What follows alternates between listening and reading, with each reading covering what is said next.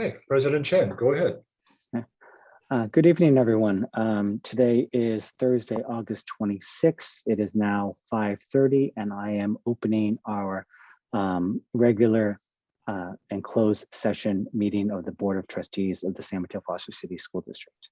Right after I'm opening or calling to order our meeting, I am recessing us to closed session for one item, which is item 2.1, Government Code Section 54957, Public Employee Discipline Dismissal Release. Following that, we will reconvene our regular meeting at 6:30. Thank you.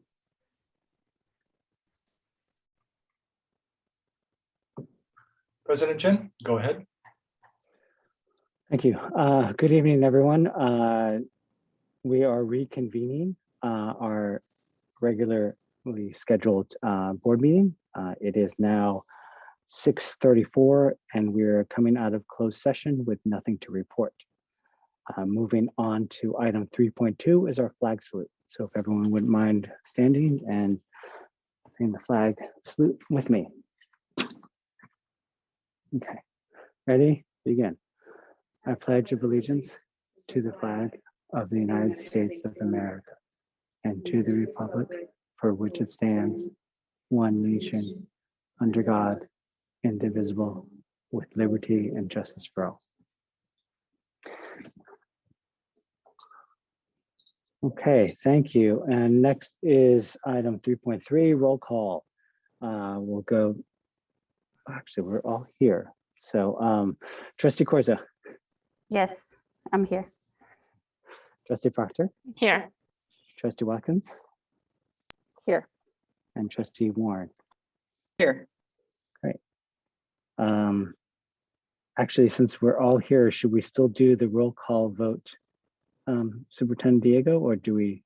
Yeah, okay. All right. Next on the agenda is the approval of tonight's agenda, August 26th.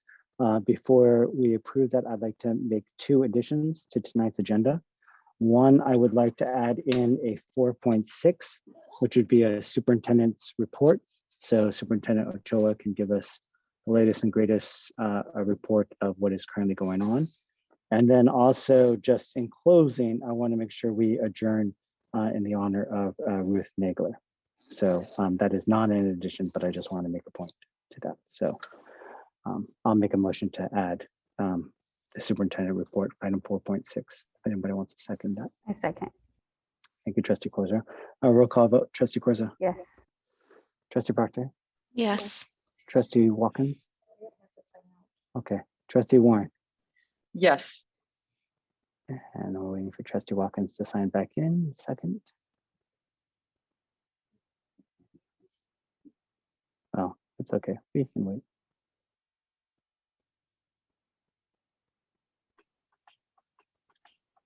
Yes. Thank you.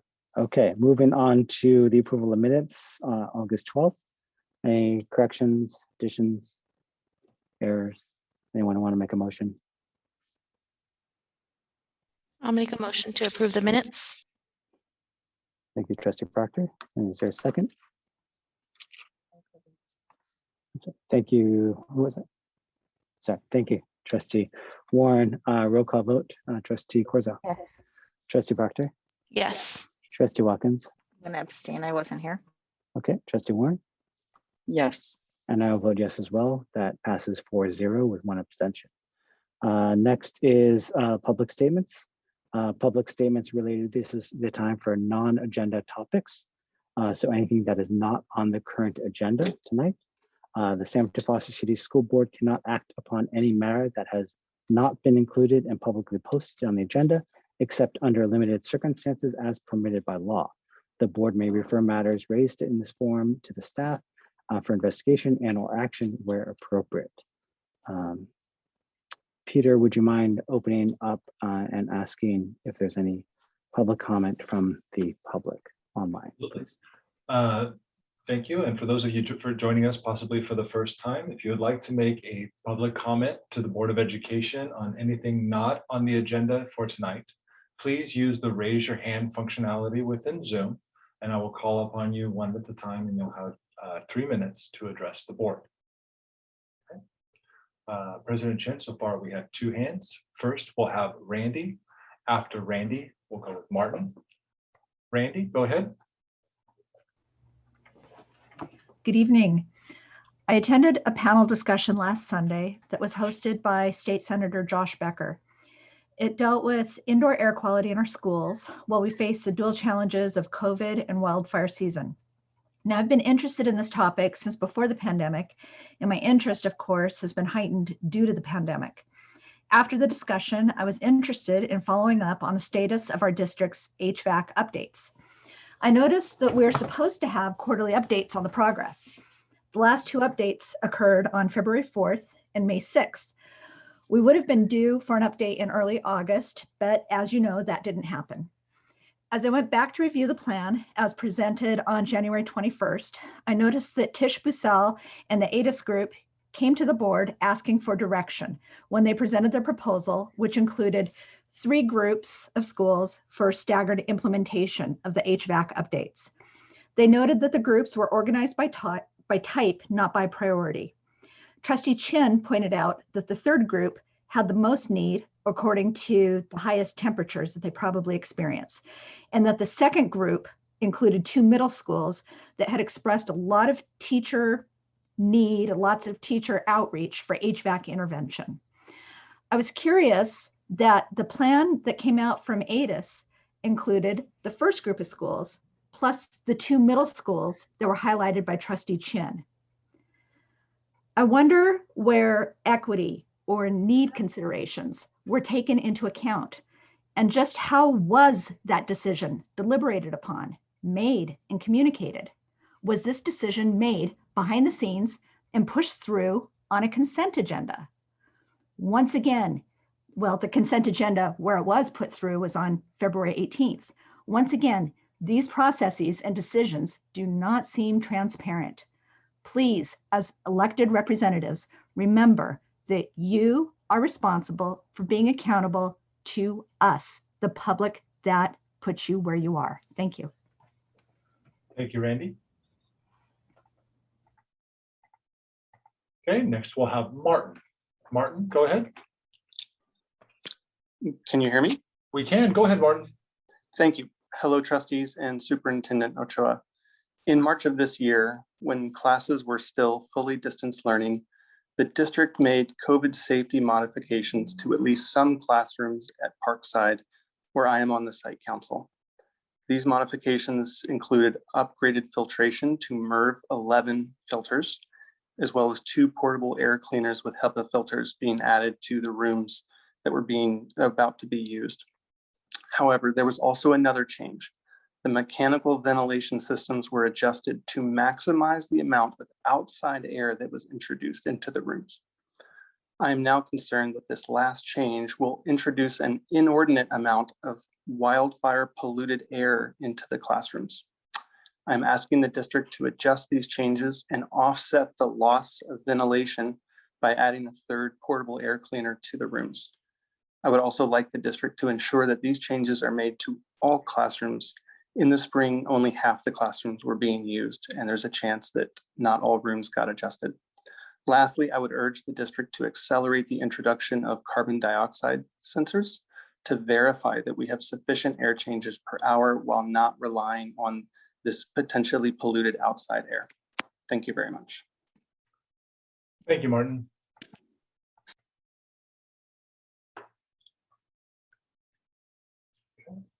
President Chen, we have no other hands for public comment at this time.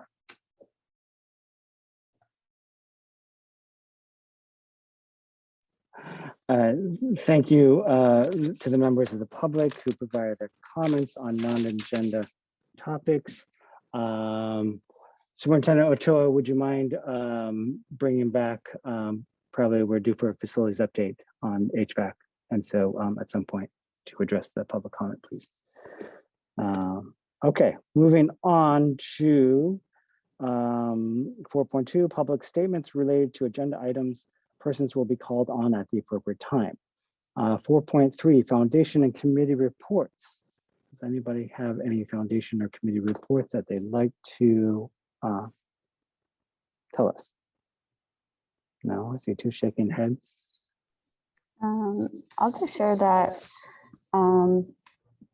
the Sanctuary Task Force is meeting, had our first meeting of the school year today, did some data debriefing on the session they had for our district, for our teachers and our staff, and talked about, some of the biggest needs that we're seeing in the community and in our schools. Great, thank you. Anyone else? Does anyone want to give an update on the Ed Foundation event the other night? I can give an update. That'd be great. Thank you. So was that last night, or I already lost track of my days? Okay, a couple days ago. The Ed Foundation hosted a donor appreciation event at Beach Park Elementary School. It was really wonderful. The Burrell, I don't know if they're the orchestra or the string group, it was violins and cellos. They played, it was fabulous. They did a great job. It was their first time performing together live in person since the pandemic started. So I think they said since January 2020, but they sounded fabulous. And Dr. Rosa spoke, Superintendent Ochoa spoke, the Ed Foundation thanked everyone for being there. It was just a really nice event to be in person, get a chance to tour the school, and thank all of the donors that have been supporting the Ed Foundation. Great, thank you for that report. Thank you. Sorry, so moving on to item 4.4, we have our SMETA, CSEA, and SMEA updates. And Peter, I don't know if you wouldn't mind bringing them all in. So absolutely, I'll you be can provide us bringing update. them all in. Thank you.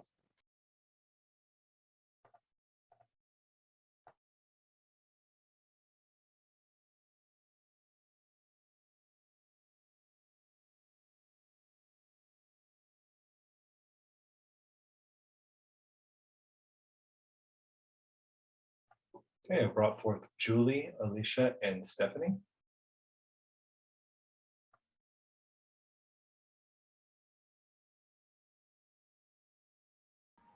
I can go first. Good evening, everybody. The only thing that I have to update is the fact that we have a tentative agreement with the district for our contract, which is very exciting. So yay. Thank you to the district negotiations team. We really appreciate everything. And completely unrelated to CSEA, I'm sorry, I have to say this. I want to thank the district for everything they've been doing to keep their staff and students safe since we've returned. I don't know if you're aware of the rock star you have working over in the nursing department, Susie Riley, but she has worked tirelessly to make sure everyone is okay. And all of us appreciate her, everything that everyone over there has been doing. Just thank you all for everything. And that's all that I have.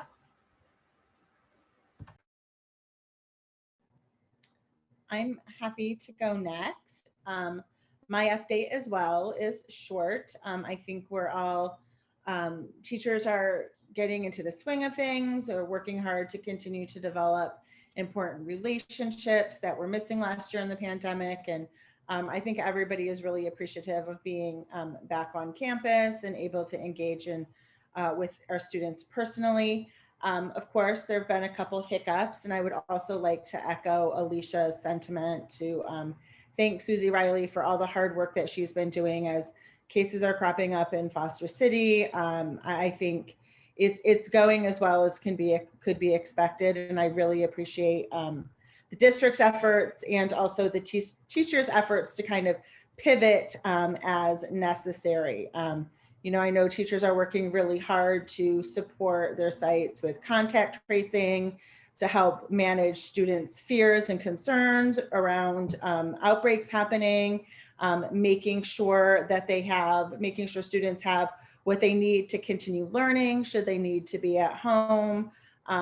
So I really appreciate all the hard work that the teachers are doing, and I appreciate the collaboration with the district and the hard work on the district's part of that as well. I did want to talk about one thing this evening, though. We're so excited as teachers that we're approaching one-to-one Chromebooks.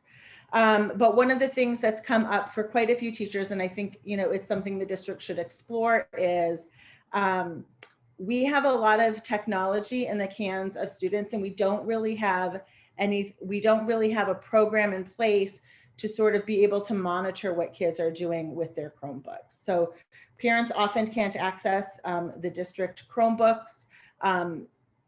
In a way, almost all of our curriculum is moving in that direction, but teachers also don't have a way to make sure what sites kids are accessing. We know that the district has a good filter, but we also know kids are really savvy, and filters, you know, need to be updated constantly. So I did want to implore the district to please explore something like Go Guardian, or something that we can do to monitor kids. I know, especially in middle school, with social media being such a big part of their lives, you know, I think teachers just want to make sure that we have the tools to make sure that we're teaching kids how to be safe online, and that we have some way to sort of keep track of what's going on.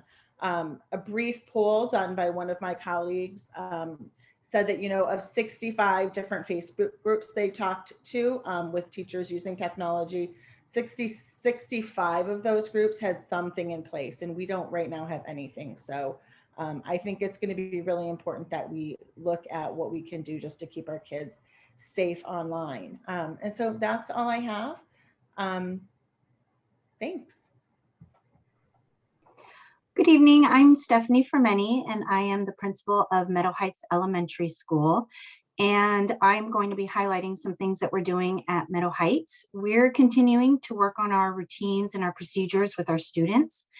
And we're learning how to pull all of our resources and how we can work together on our expectations of being respectful, being responsible, and being safe in class, on the playground, and throughout other areas in the campus. We're also focusing on having a growth mindset. Our teachers are working with our students and teaching them that our brains continue to grow, and we keep getting better at things as we work harder and practice over time. And our teachers are also assessing our students so that they can meet them where they are and take them where they need to be, both academically and social emotionally. It's been exciting to have kids on campus, and even though our kids are masked, we still see the smiles through their eyes. And so it's wonderful to have them on campus. We're continuing to look forward to teaching and learning and more professional development so we can get stronger at our craft, and using that with a growth mindset for the rest of this year. So thank you.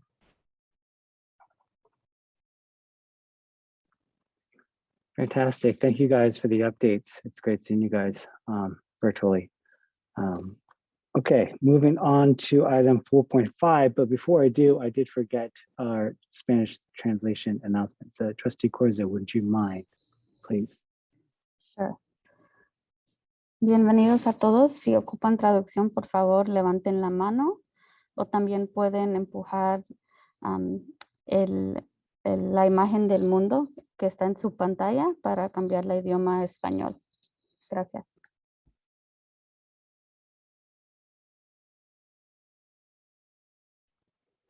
Great, thank you. Does anyone have any announcements they would like to make? No? Okay. No? All right. Okay.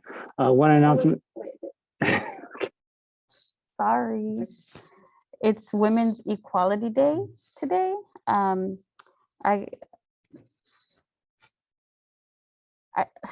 I got to attend a Zoom conference. San Mateo County does celebrate Women's Equality Day on a yearly basis, and it's hosted by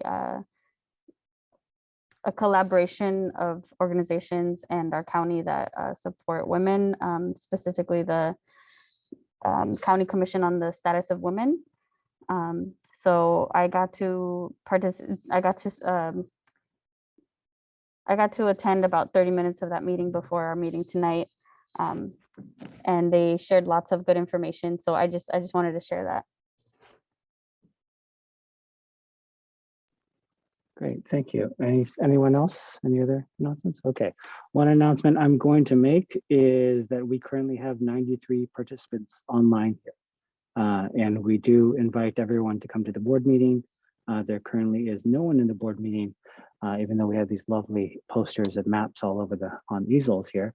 But feel free to come when you feel comfortable, come back to the board meeting. So with that, we are going to move on to actually our new item 4.6, which we added for the superintendent report. So Superintendent Ochoa. Thank you for that, President Chin. My remarks are going to start with an acknowledgement of the incredible work that our staff and students are doing to remain safe on campuses.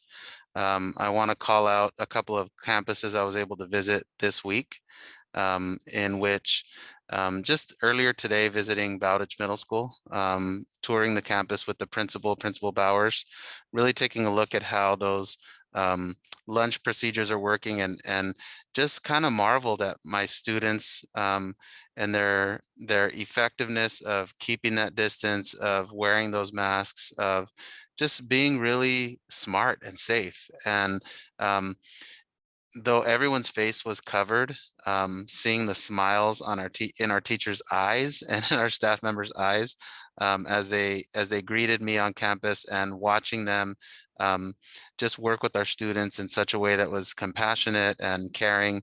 And I think when you start a school year off with the kind of district-wide joy in having our children back on campus, I have to start my report by just simply thanking everyone who works for us, who has already done such a great job. And we have some truly wonderful people that work for us. So that's how I'll start off. I do want to give the board and community an update about work that we've been doing at the district level pertaining to engagement strategies and pertaining to ways that we're communicating with the public. The first and foremost is our process that we used last night for the first time. It was the initiation of the school district's YouTube live stream. I was lucky to be joined by County Superintendent Nancy McGee. If you didn't watch it, she was an absolute star. She's a real treasure for our educational community. She joined me last night for an hour while we took about 60 questions during the event, and were able to discuss the local COVID strategies in place, as well as Nancy was able to give us a view of some of the more regional and then obviously statewide issues pertaining to COVID as well. So I really want to thank her for that. The district has also, over the last few weeks, continued to promote the successes of our students and staff through the district's recognition program this year.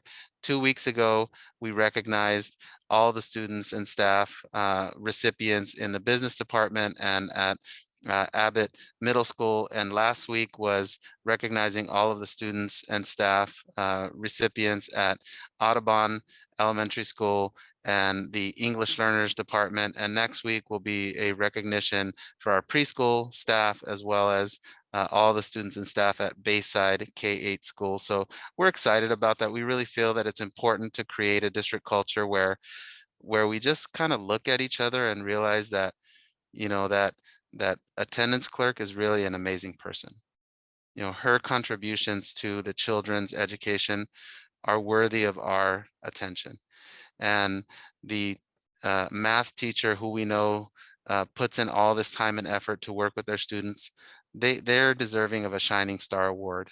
And so I just really wanted to call attention to that, because it's an important part of creating a supportive and celebratory culture where the efforts of our dedicated professionals, as well as volunteers, are recognized. And then not to forget the importance of identifying and recognizing our achievers on campus. In some cases, it happens to be really high achievers. In other cases, it happens to be kids who are making tremendous growth. So I wanted to comment on that. And then lastly, I just wanted to give an update on the One SMFC podcast. The district is over 1,000 downloads on the podcast itself. Many subscribers through either Spotify. We're still trying to get that elusive Apple downloads agreement in place, and we haven't been able to. The most recent episodes are small class sizes, the how and why, featuring Assistant Superintendent Patrick Gaffney. So thank you for that, Patrick, and School Board President Kenneth Chin, and School Trustee Noelia Corzo. And then most recently, just yesterday, the district technology expansion to 5,000 new Chromebook devices that are out. We have actually half of them are out, and the others we expect to receive next week. And that is my update for the board and community.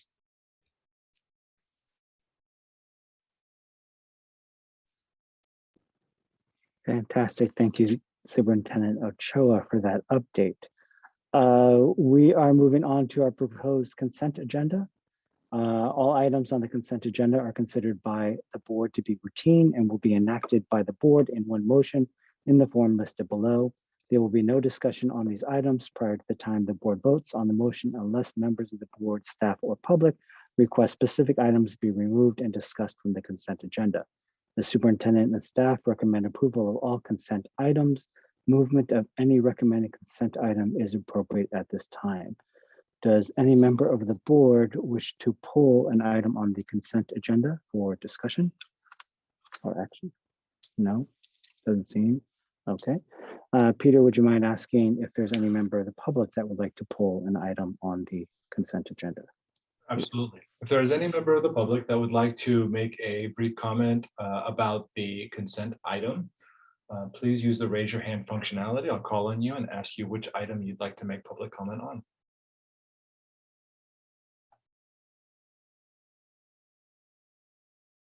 President Chin, we have no hands to pull any agenda items for public comment.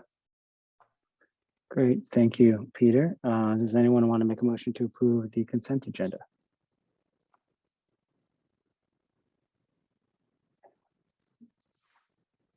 I'll make a motion to approve the consent agenda.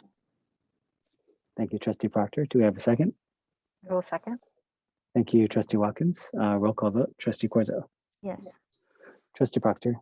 Yes. Trustee Watkins. Yes. Trustee Warren. Yes. And I will vote yes as well. So the consent agenda has been approved, and we are moving on to item 6. Before we get into these items, there's actually 3 items on the agenda that is all related to our trustee area maps. We are going to do what our normal process is when we have public hearings, albeit whether it's negotiations or HR issues. We're going to officially open the public hearing. We will have our staff presentation. I'm going to ask the board to actually hold all your comments until the next item, and then we're going to open up public comment. I'll close public comment, and then we will move on to the next item where we will then be able to have more public comment and have board deliberations. This way we officially open the public hearing, and then we will move on through our process. Okay, so with that, I am officially opening the 3rd public hearing to solicit public input on draft maps of potential trustee areas. Superintendent Ochoa, I know that we have County Council on the line and our consultant. I don't know who wants to go first in their presentation, but please take it away. President Chin, I'm bringing them in now. Well, let's see. I'm going to turn it over to County Council, and then Mr. Padilla, you let me know. You put me in when you're ready. When he joins in just a sec. There you are. Thank you, Superintendent Ochoa. Yes, we can begin this 3rd public hearing by going over a brief presentation again, detailing the timeline and the overall process. Perfect. And thereon, after the board president could open public comment, and we can proceed. As Board President Chen said or mentioned, when the board moves on to the next item, the board will be able to deliberate further on any of the most recent draft maps after receiving the public comment on the process. So without further ado, I will share my screen. And if I can ask for permission to share my screen, I don't have it at this time. My apologies, I've just enabled that. Go ahead again.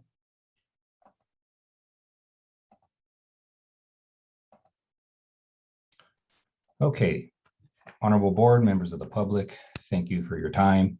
My name is Rosendo Padilla. I'm a deputy county counsel with the San Mateo County Counsel's Office, and our office does represent and provide legal services to the district. Tonight, the district is holding a third public hearing related to its transition to by trustee area election system in order to be fully compliant with the California Voting Rights Act. As a formal recap, the California Voting Rights Act is modeled after the Federal Voting Rights Act. Federal Voting Rights Act was passed in 1965. And the intent of that of the Federal Voting Rights Act was to ensure that local jurisdictions did not utilize and do not utilize voting systems that would deprive minority voters of their political power. California jumped on board and enacted its own version, which is coined or actually titled the California Voting Rights Act, which we abbreviate as the CVRA. This was enacted in 2001.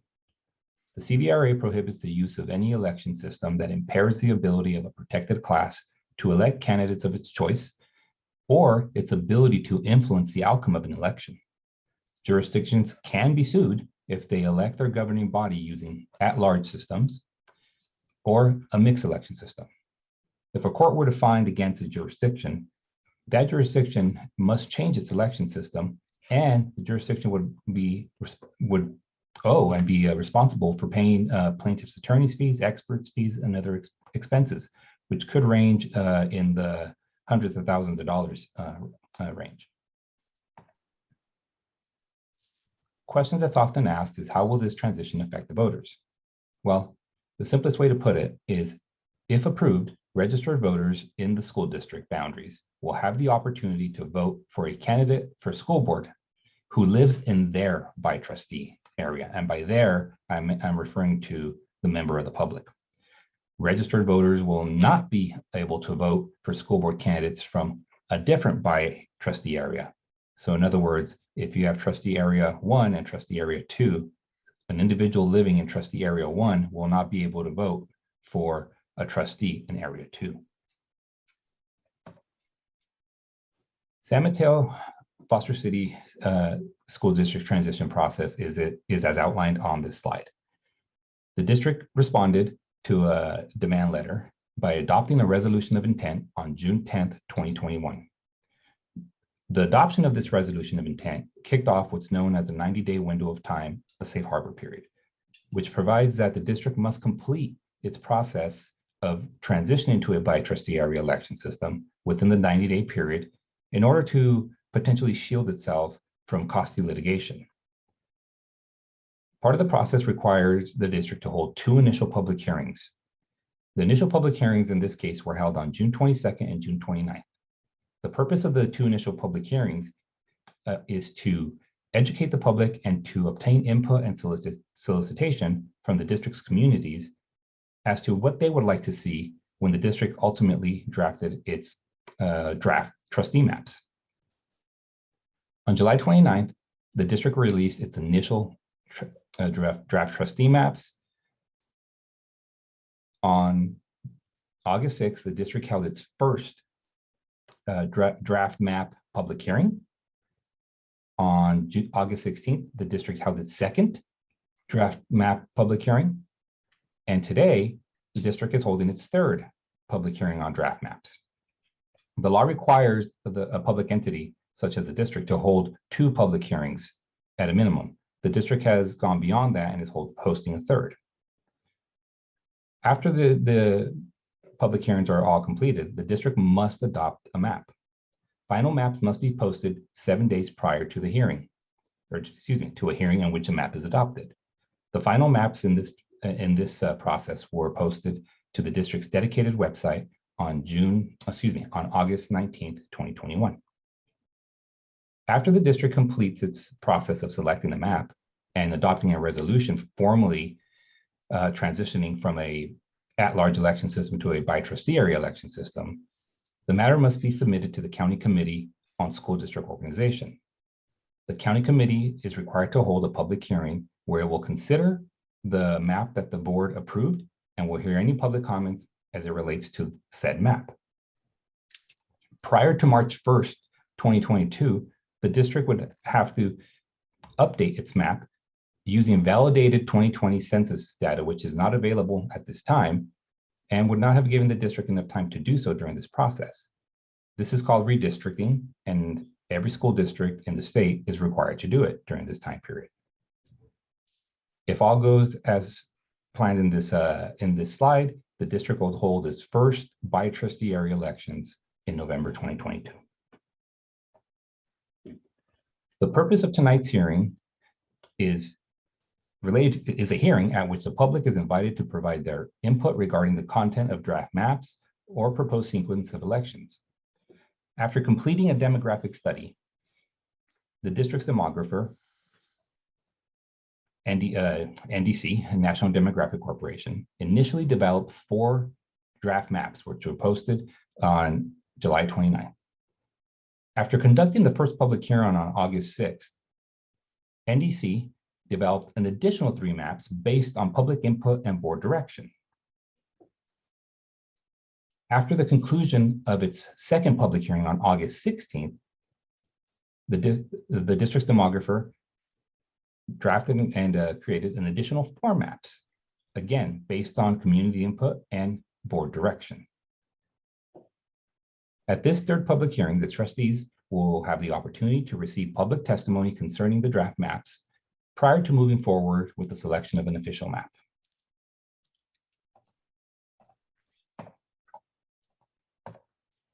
The criteria that will be used to, what is the criteria that will be used to select the final map?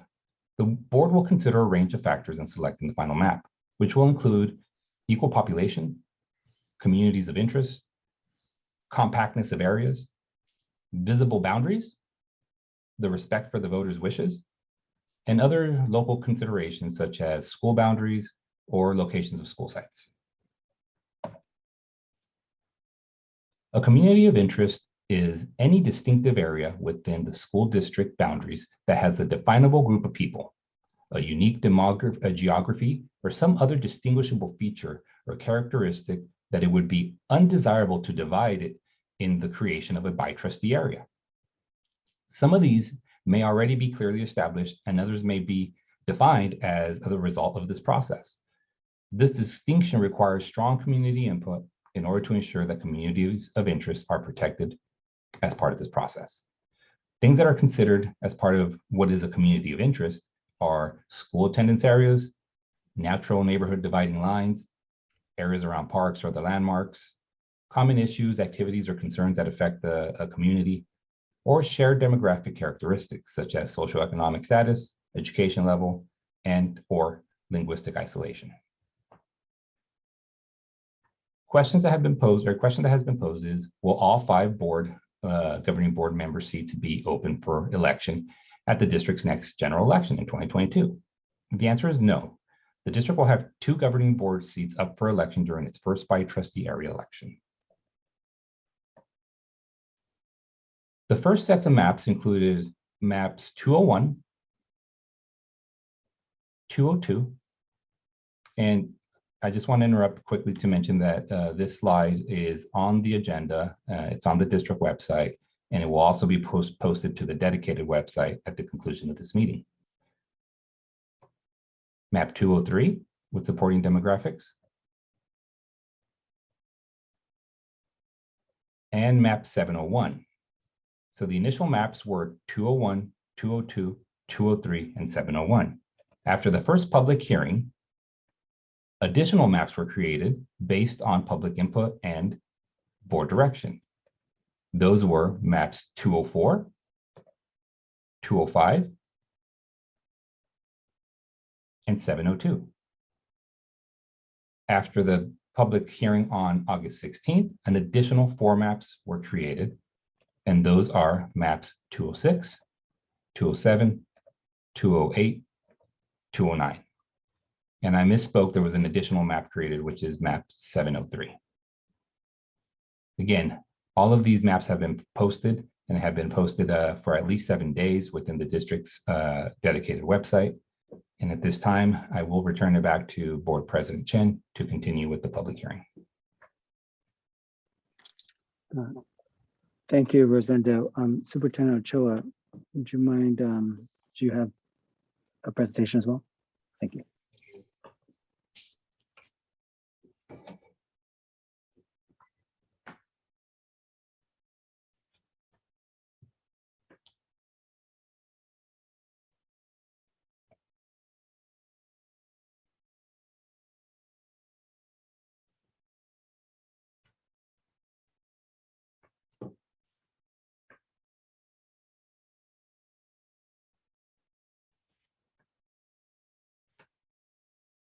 Myself and share again. All right. Here we are. Thank you, folks. What I wanted to present to the public and to the board was a partner to the presentation that was just given by Mr. Padilla. Thank you very much for that, Rosendo. It was very informative. This is a visual that goes to the heart of what you described with just a few more definitions and descriptions, showing the actual progression meeting by meeting in a very visual way. Starting with June 10th and the adoption of the resolution. What you can see there is that those pre-map public hearings were held on Zoom on June 22nd and June 29th regarding public testimony concerning the composition of potential trustee voting areas. Again, on August 6th was that very first initial map presentation with 201, 202, 203, and 701 presented. On the 16th, 3 additional maps being presented, and those were 204, 205, and 702. And you heard quite a bit of feedback from the public, as well as quite a bit of direction from the board in their comments at both of those public hearings that led to some additional further outreach. When holding these meetings, the pre-map hearings, this is a notice that was sent in the district system for communicating with all of our families that reaches 10,000 households. So the spread is really big. It's quite a large group of recipients, as well as the public posting of our agendas for these meetings is also emailed to the district at large, which is, again, that group is a group of about 10,000 recipients. And that, again, took place for the 2 pre-map hearings, the 22nd and 29th of June, the 6th and 16th of August. And so at that 16th of August meeting, the school board requested more engagement, more just more access, more opportunity for folks to see the maps and to give those comments. We did quite a bit of outreach on Facebook. We did send an email to all of the families in the district, again, that group of 10,000. To be able to route them to the spreadsheet where the questions could be posed to the board, the feedback could be given to the board for tonight's hearing. We did see quite a bit of an increase in the number of individuals who commented on the transition to by trustee areas. And then you see the visual there with the map on an easel. The district produced 4 sets of these maps that were created for public viewing. We placed them at high traffic areas in front of schools throughout the district. We were able to get to 12 of the district's 21 schools, and making sure that we had a representation of all of the complexes within the district, for which Burrell, Abbott, Bowditch, and Bayside are our 4 complexes. And then we actually were able to get out and place these as well as bus stops in the North Central community, which is where we sort of identified a group that the parents didn't drive to those schools per se. So we wanted to make sure that those maps were also visible in the community. And then tonight, our presentation with the 4 additional maps publicly, actually 5, sorry, publicly presented on August 26th. And I do want to actually present to the board as well as to the public the visual that this is actually on the agenda, so anybody watching from home is able to click on this document and view it. As you can see, very little input, very few comments through the initial part of the process, and then right around that August 16th time, the input started to come in a much more immediate and frequent manner, and that was again tied to the district sending out that email with a specific link to that form and encouraging participation. So I'll leave this just presented here for the board and for the public to be able to read through this over the next minute or so. And then there is a second page, as you can see there.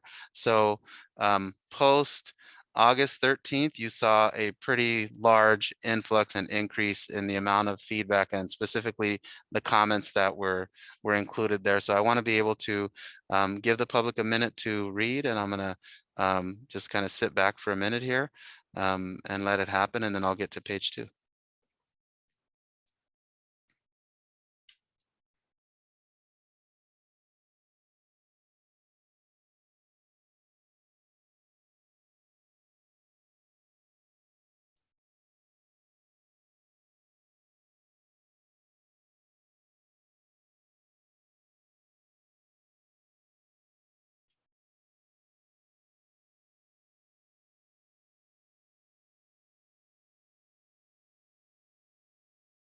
All right, so I'm going to go ahead and transition to the second page. Again, you're able to open this up in a separate window from your device by clicking on the document on the agenda online. And this is page 2.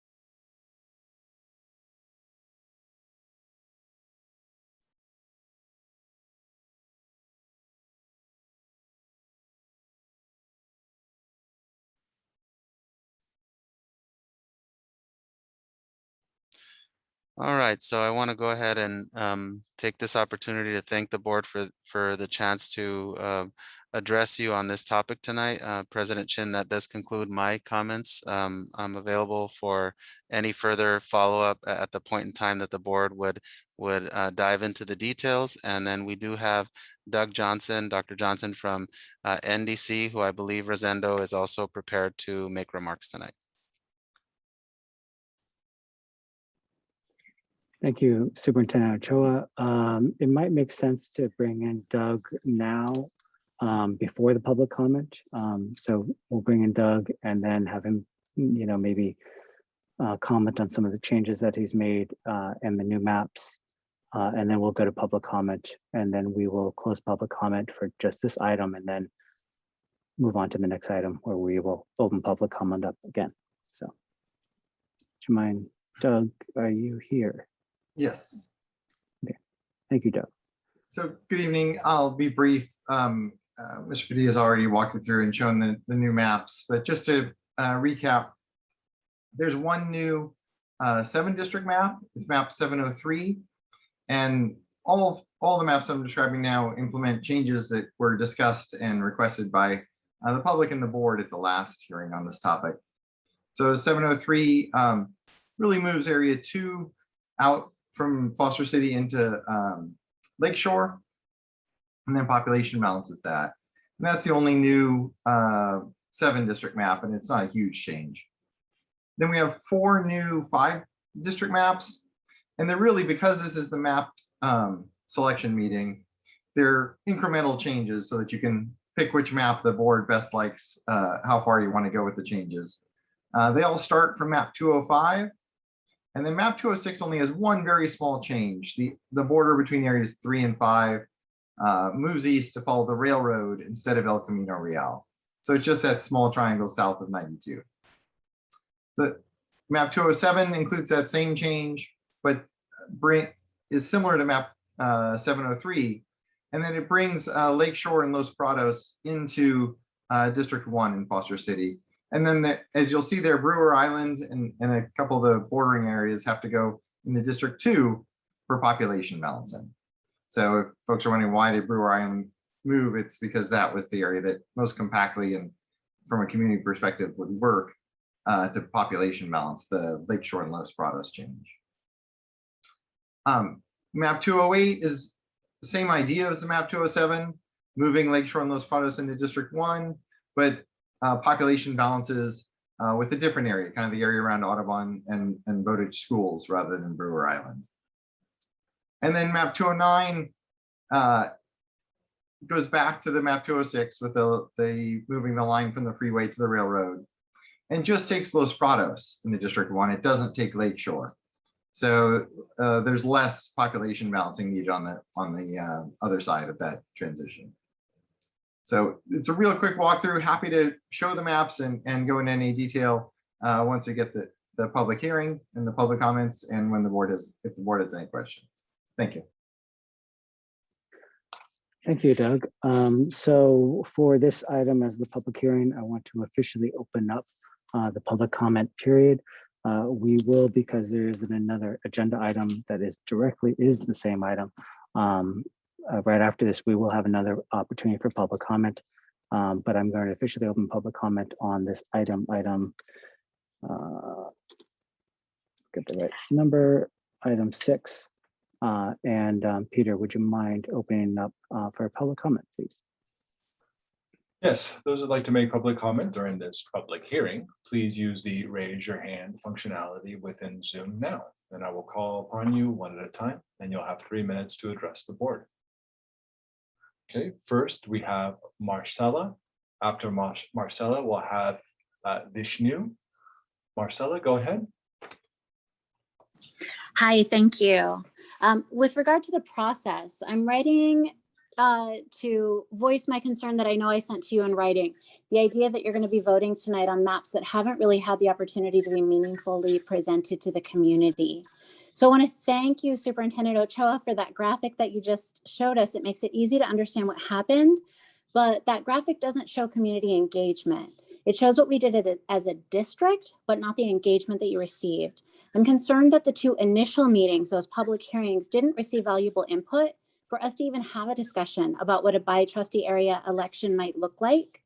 I know I gave you the example that when Pan was hired to scope out the North Central School, they received meaningful input, and that was in the middle of our global pandemic as well. We were supposed to have 3 hearings on maps, but all of the feedback, including that from you all, made it clear that the initial maps upon which those 3 meetings were held were insufficient and showed a lack of understanding of our district. Somehow we've gotten so little input that each meeting has been limited to 2 to 6 comments.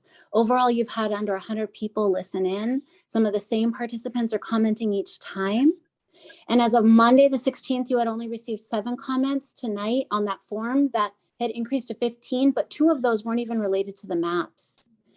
In terms of showing them to schools, I'm interested and connected to 2 schools. I never saw the maps. I know that superintendent is going to schools to gather their input, and I wonder why we're not doing that for something so crucial to the future of our school board representation. Most parents that I know either didn't know anything about this at all until the last week or so, or if they've heard of it, they're really confused. I'm concerned with the current process. It feels like we're rushing through it in a way that's contradictory to the spirit of the CVRA. Our own legal counsel mentioned the process requires strong community input to ensure that communities of interest are protected in this process. And I feel that that clearly has not happened here. So while I respect the board and the work that you all have done, I don't think that that's how this process is supposed to work, that the board alone is supposed to make those decisions. And I don't feel that we've had meaningful input. I hope that the board takes this into consideration as you deliberate tonight. Thank you for your time. Thank you, Marcella. Next, we'll have Vishnu, and then after Vishnu will be Randy. Vishnu, I'm hoping I'm pronouncing that correctly. Go ahead. Yeah, I think, thanks, Peter. I think you're doing a great job. So my quick comment, I think, is around the intent of CVRA really is to drive equity. And looking at the maps, I see, good population distribution, but I don't see school capacity distribution. I don't know if the data is there. It seems to me that they're heavily don't have enough school seats, and there are districts that have a lot of seats for children. And I don't understand how that makes any sense, right? So, I mean, maybe I've completely misunderstood the maps and maybe the data is there and every school district has equal number of seats, which would be great. So I'm trying to understand what is the ratio between school district and actual seats, school capacity? And has that been considered? Because without that, I think it kind of so it surprises me that this would be a map. So that was one comment. The second is, how do you adjust for magnet schools, right? Some school districts have only one school or two schools, and that's a magnet school. I think it's really important that we have magnet schools in our district. I think it's great for diversity and really builds minority interests and keeps minority interests at stake. But how do you adjust school capacity with magnet schools in that? And so without these two things, I think we're really missing what the map is. And I think I kind of echo the previous comment that this needs more thought.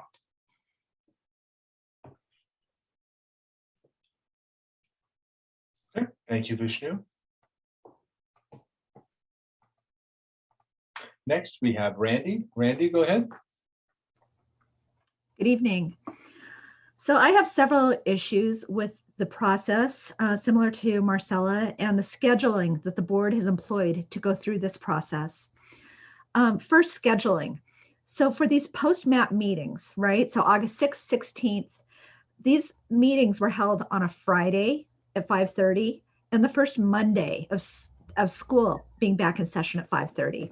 In order to attend, I had to miss part of the back to school meeting for my school. So that was at least one school that was impacted. As for the accessibility to the maps were not available via the interactive map viewer until this past weekend, and that was at my request. So they were not completely accessible for the full 7 days. Now, at the last meeting that we had, this was 8/16, the decision was made at the beginning of the meeting, suggested by one of the trustees, to limit the public input. That's disappointing. The lack of real reasons for not having a 7-person board is really disappointing. These comments reflect a board that is very comfortable with how things are now and the power structure as it currently exists. They have said in these meetings that they think that things are going well. And finally, why were Trustee Proctor's comments not regarded, but Trustee Chin's many comments indulged? Specifically, Trustee Proctor provided important information regarding the maps that Edgewater Boulevard does not mark an important boundary, but suggested that the waterway, the canal, or the whatever that's called, the waterway there, that does mark an important boundary. Yet I've not seen any of the subsequent maps address that. Why is that? I wonder what kind of power structures. I don't have to wonder, I see the power structures that exist. Let's disrupt these power structures. And for a board that proclaims to want to disrupt structures, I don't see you doing that a bit. Thank you. Thank you, Randy. Next, we have Andrew. Then after Andrew will be Scott. Andrew, go ahead. Hello, can you hear me? We can. Go ahead, Andrew. Excellent. First, I want to thank Superintendent Ochoa for all the outreach he did. It's clear that the efforts that he has led the district to do has made a big difference in sort of getting the word out, and I really appreciate that. I want to specifically talk about the 4 new versions of the maps. I think that Randy already mentioned the problem with map 206, where the boundary is along Edgewater, which sort of cleaves this line of community right around the Edgewater Boulevard mall apart from the east and west side. So it sort of cleaves the community, which is sort of a strange, again, boundary. It's not, I don't know how to phrase this in a way that is supportive, but like I feel like that there was more demographic work to do on that map to make it a community-based boundary versus a street boundary. At the same time, on map 207, I'm seeing sort of the exact same problems. We're seeing the islands in the lagoon, Dolphin Isle, Shearwater Isle, and Saltfish Isle and Surfbird Isle. They're all in a different district than what it is across the bridge where all of their community lives. So we split the community again by a very small bridge that everybody has to go through. So in order to get to your island on Shearwater Boulevard, you have to drive through one district across the bridge to the other. And again, I feel like there could have been more demographic work done here. On map 208, it's even more bizarre how Flying Cloud Island has been split into two different districts. Flying Cloud Island, the north part of it is in District 2, I think, and the south part is in District 1. And again, like I feel like there should have been more attention paid to sort of the community aspect of the maps here. It doesn't feel like that level of work was that level of attention to detail was put into these maps. We're seeing the same thing on, I think it's Flying Mist Isle. It's sort of cut into a 3/4 island is in one district, and then 1/4 of the island is in another district. It's really a weird way to split the districts. And we're seeing the same thing on map 209. I think those are really easy to fix, and so I'm hoping that they'll get fixed. One of the things that concerns me more in terms of community and, I don't know, boundaries, and I think some of the write-in comments that Ochoa highlighted sort of spoke to this, but I'm seeing the Sunnybrae community being put together with the downtown community. And the Sunnybrae community is a very, very different and very, very active and very, very parentally engaged community. Whereas much of the community, I think it's north of 9th, does not have that same intensity of demographics. And if Sunnybrae is included with the downtown central area, I foresee maybe not most, but like a larger number of the representatives from the board Andrew, my coming. apologies on interrupting, but the 3 minutes has elapsed. Could Oh, you sorry. your thoughts? That's it. Thank you. Oh, okay. Thank you very much, Andrew.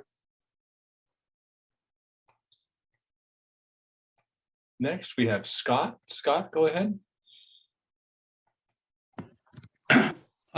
Well, this hasn't been the worst process, but it's not really the best either. Early on, I had hoped that the whole thing would be put on hold until Superintendent Ochoa came on board, because it's easier to do extensions then. And I thought that was happening, and then you were off to the races. And a lot of this was happening over the summer. The input from the last couple meetings, although it was kind of abbreviated, unfortunately, at the last, has been really good. These are valuable comments. The number of maps, it's just that the narration from Dr. Johnson helped today, but it's kind of bewildering, to be honest. It was just a little bit too much in some regards. There's sort of a lot to say, a lot, I think, to think through about the 7-member issue. That seems to have a lot of community support. I have, some input, but not enough time to discuss on that. But the fundamental problem here is you're not complying with the education code, which requires you to use the most recent census. The most recent census is the 2020 census. If you present this to the county board or the county committee, as I'm sure you intend to do, they're going to approve it. I mean, that's kind of the way the process is working. It's not legal and it's not real, and that's very disappointing. I think I don't threaten litigation. That's not really how I want to handle this. But I think you're going to have to answer the voters for that, and I think you're going to be surprised at the verdict they reach. The word gets out, and a lot of these maps are very adverse to the incumbents. They're not the real maps. These are zombie maps. They're maps to nowhere. And unfortunately, they're going to have to change dramatically because the census results from San Mateo were not good. I don't know if they're real, but the Latino population of Shoreview did not increase very much relative to the rest of the district, particularly Foster City. So the maps are going to be very different. and you're going to be drawing them yourselves, carte blanche. You're running the county committee's review, which is very, very important. You're making a mockery of that process.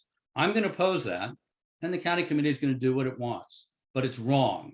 It's wrong, and I think the voters ultimately will hold you to account for it. It's a big mistake. So I urge you to reconsider your timeline here. Thank you, Scott.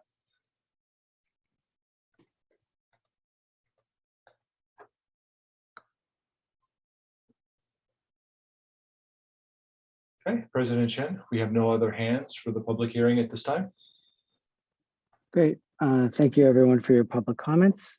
We will do this again in just a minute. I am going to officially close public comment on the public hearing aspect, which is item 6.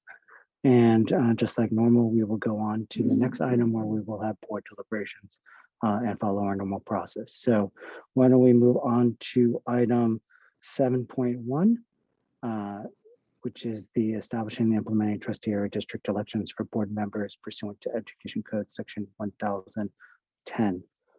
So we will do our normal process. We will have any additional staff presentation. We'll have clarifying questions from the board, public comment, and then I will close public comment and the board will deliberate.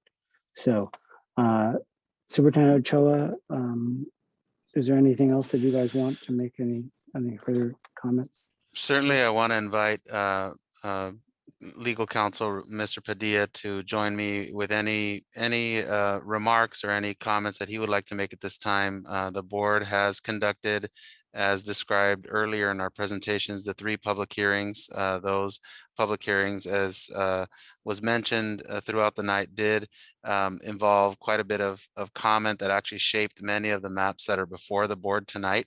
And so this section of tonight's agenda is really critical because it is the point in the agenda at which the 5 elected board members deliberate about the many maps that have been presented to you all with the demographic information and arrive at a decision ultimately. So I'll just turn it over to Council Padilla for any additional remarks or any additional comments.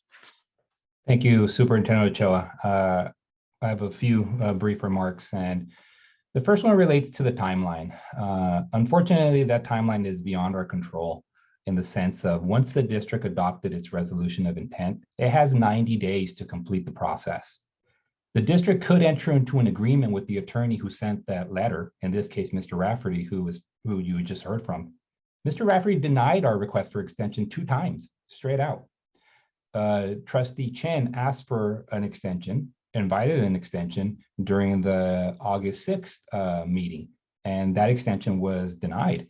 If the district does not stick to the timeline to complete the process now, Mr. Rafferty could sue the district for a significant amount of money coming September 8th. So the timelines are there, and they're there to, one, to ensure that the voters are set up to be compliant with the California Voting Rights Act, but also to protect the district from prolonged and expensive litigation. 2, the 2020 census numbers have been released by the federal government, but they have not been validated by the state of California. And I can bring in our demographer, Mr. Doug Johnson, to chime in on that a little bit. But even in Mr. Rafferty's demand letter, which could be found on the district dedicated website, he states on page 14, the board will need to revise its maps after the census. The Education Code requires school boards to use population data validated by the State Department of Finance. That has not occurred as far as during these timelines. So if I may, Dr. Johnson, is that an accurate statement on my part? Yes, California is in an unusual situation this year where the state is going to adjust the federal census data by moving the state prison population and counting them at their last known home address. And so cities and counties are required to use that data, and the demographic research unit that Mr. Padilla just mentioned has put in writing that the data that they will validate for the terms of the Ed Code will be that California official redistricting data, which is different than the official 2020 federal census data. So all the school districts that are redistricting do have to wait for that, and the current validated data is actually the 2010 census data. And lastly, I do want to support the Superintendent Ochoa with his efforts. These meetings were publicly noticed through a newspaper. The notices ran for a period of 10 days. They were put out in the district website. They were distributed as Superintendent Ochoa presented. Ultimately, yes, the more public comment, the more public input, the greater. And in this case, the district and the board is working with what they received. So on that, if there's any specific questions regarding the demographer aspect or anything else, I will turn it back over to the board. Thank you for those follow-up presentation. This is the time for clarifying questions from the board. Does anybody have any clarifying questions before we go to public comment? I don't see anybody. Anybody? No? Okay. Why don't we go to, I'm going to open up public comment on this item, which is 7.1. Peter, would you mind requesting for public comment? Absolutely. The members of the public that would like to address the board on this particular agenda item, agenda 7.1, selecting by trustee area map, please use the raise your hand functionality within Zoom now. Okay, we have one so far. Scott, go ahead. Well, now I'm afraid you've kind of got my Irish up because I don't like having the facts misstated on the record at the last moment. Last week, President Chin said that I had threatened litigation, which is actually not true. I expected you to participate in the collaborative process. I proposed, or I agreed to his proposal to hold this in abeyance. I urged you to use the 2020 data. So he hasn't gotten on the phone to me since last week's meeting. And you need to take some responsibility here. You had meetings, closed session meetings in violation of the Brown Act. You set this rocket docket. You deliberately set about making these maps to nowhere. And the maps today that are presented don't have 2020 data on them. Dr. Johnson can do that. You have 8th grade classes that could do that. You can download it right off the internet.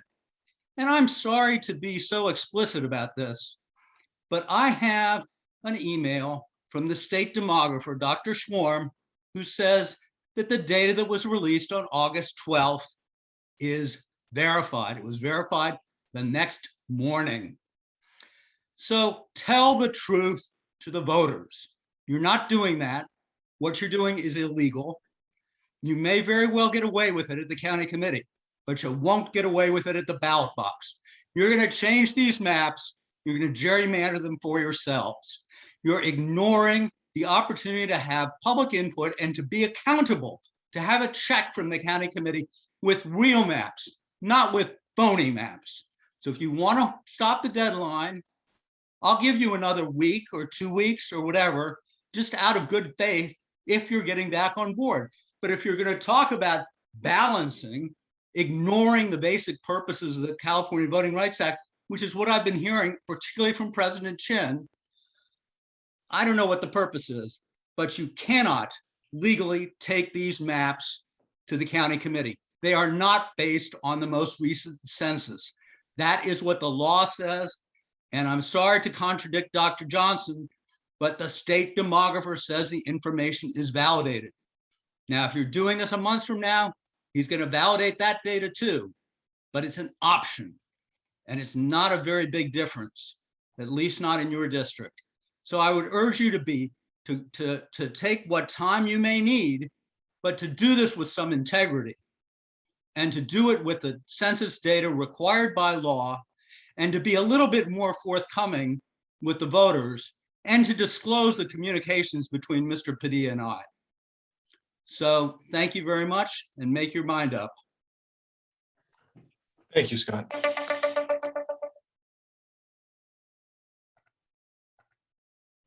Okay, President Chin, we have no other hands for public comment at this time. Okay, thank you. I am going to officially close public comment on item 7.1 and open up for board discussion and deliberation. After talking to County Council and the Superintendent in preparation for this meeting, we do have 12 maps in front of us.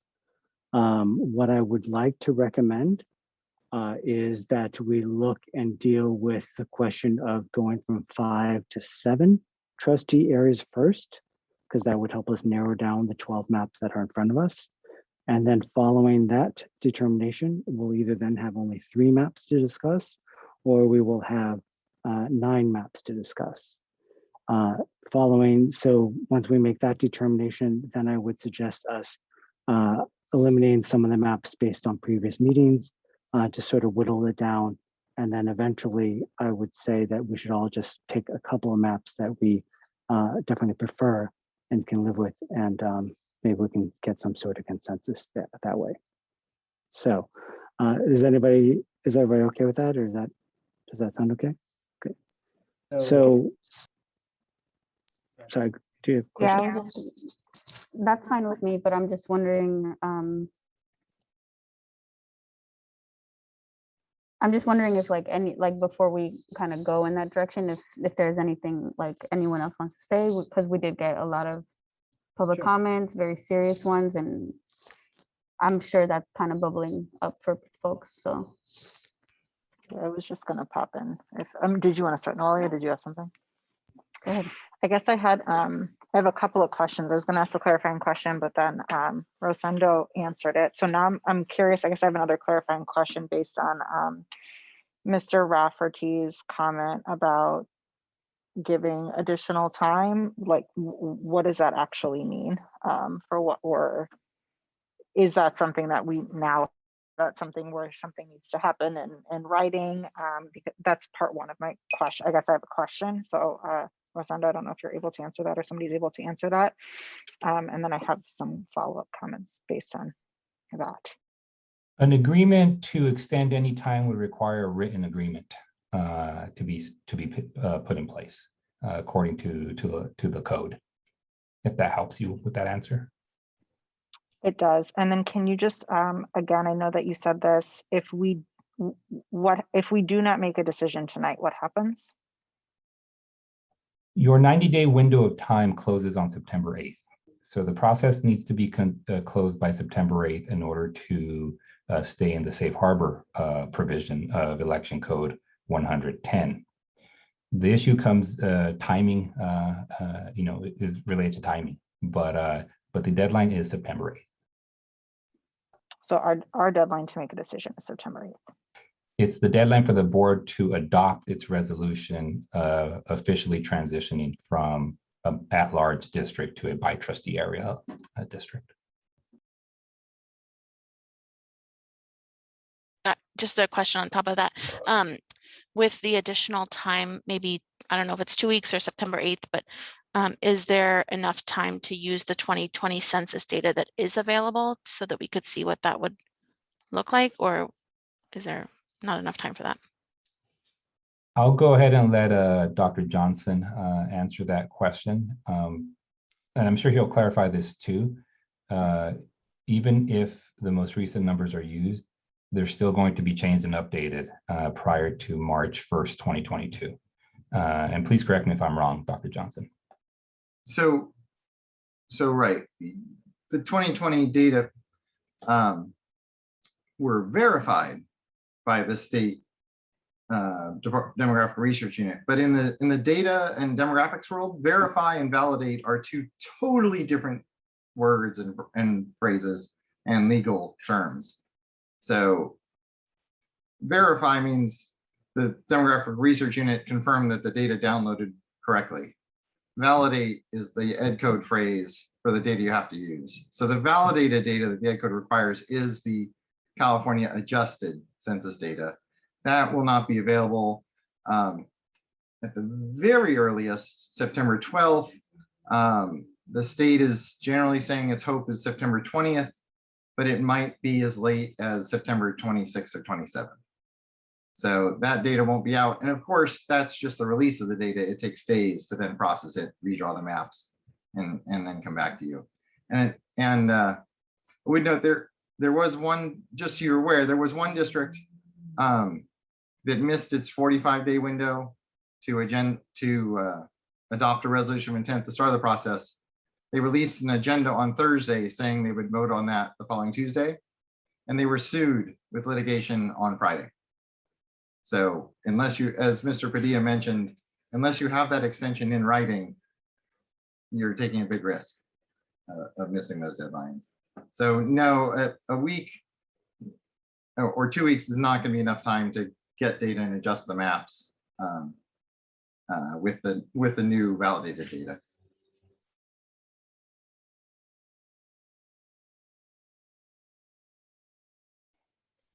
I'll just say that, I know that we're under, a time crunch. I know that Superintendent Ochoa and the district have done a lot of work to try to reach the community and to get information out there. And I also know that most people still don't know that this is happening or understand that this is happening or have had an opportunity to be involved. And so I do feel very conflicted about that because this is a huge decision. And I feel while we can make a decision, and I think that we, bring diverse perspectives and experiences and all of that to the table, I think have been really trying to push for really extensive community engagement. And I think in this process, we haven't gotten as much of that as we could have. And so I feel conflicted about where we are right now and needing to move forward with a decision. Trustee Watkins, if I might, just a timing reminder that this deadline is to adopt a map and get into the legal safe harbor. You then have until March 1st to get once the validated data comes out, to adjust the map. So this is not the end of the public process. If the public does have concerns about the map you choose tonight, take to county committee, they will certainly, you can offer them months to come back and share those thoughts and to give you direction on how they'd like that map changed. Certainly. And just to clarify, so that there are multiple, are there parameters around what kinds of adjustments can be made between now and that March, or no? Like we basically could go back to the drawing board is what you're saying, or no? Technically, yes, you could. I wouldn't recommend it. I would build on the process you've had and build on the public input you've had so far, but technically you could. I'm just asking because if we're going to engage in a community engagement process, I want people to feel like it's an authentic community engagement process, right? And so, yeah. Okay, thank you. I'll stop. I know I've been asking a lot of questions, so other people might have them.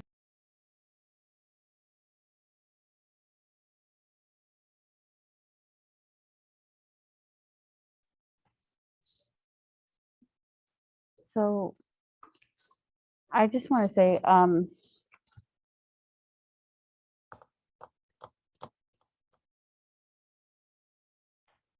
not like unaffected by the public comments that we've gotten and some of I'm just gonna say, like, I feel like very disrespectful accusations about like the integrity of us as a board and ghost maps and zombie maps and like all of these things. Like,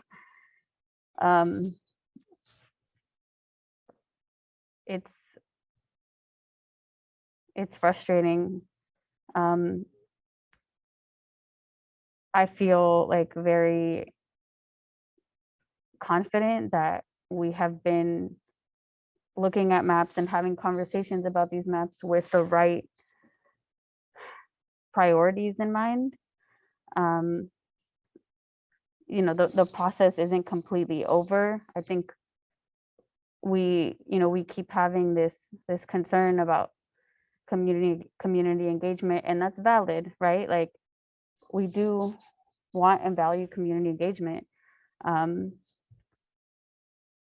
I just think that we have made efforts to get that, and this is a really complicated decision and the process and just everything that goes into all of the considerations and the context and the information on these maps is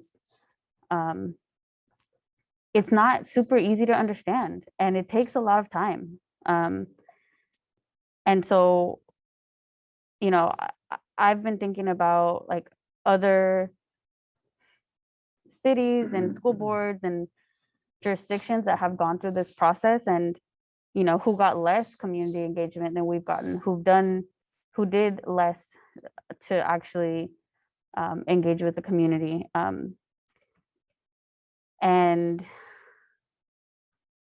you know, I really feel like we can make the right decisions in terms of creating more political power for communities, for parts of our community that haven't had representation. And you know, I am from one of those communities, like like that. And I'm not going to sit here and say that I speak for everybody, but I can guarantee you I have sat with multiple people that are from the communities that haven't had a lot of representation, and I have tried to walk them through all of this. And like, you know, of course, you know, people can understand if you sit there and like explain in a way that you know, that is really accessible. And it's just, I feel like we can make the right decision without having to like put people through hours and hours of like education, right? Because these are not things that, like, when you think about like the typical person, right, the typical parent, like, and you think about our voting population and when we campaign, right?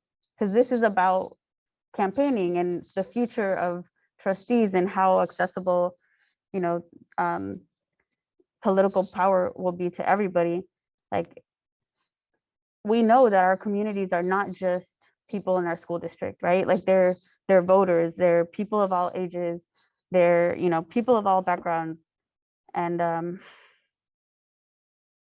you know, I've seen, like, so my point is that, again, I feel like we can make the right decision. I feel like we've had the right kinds of conversations. We have the right intentions at heart. We have put a lot of thought and time into this.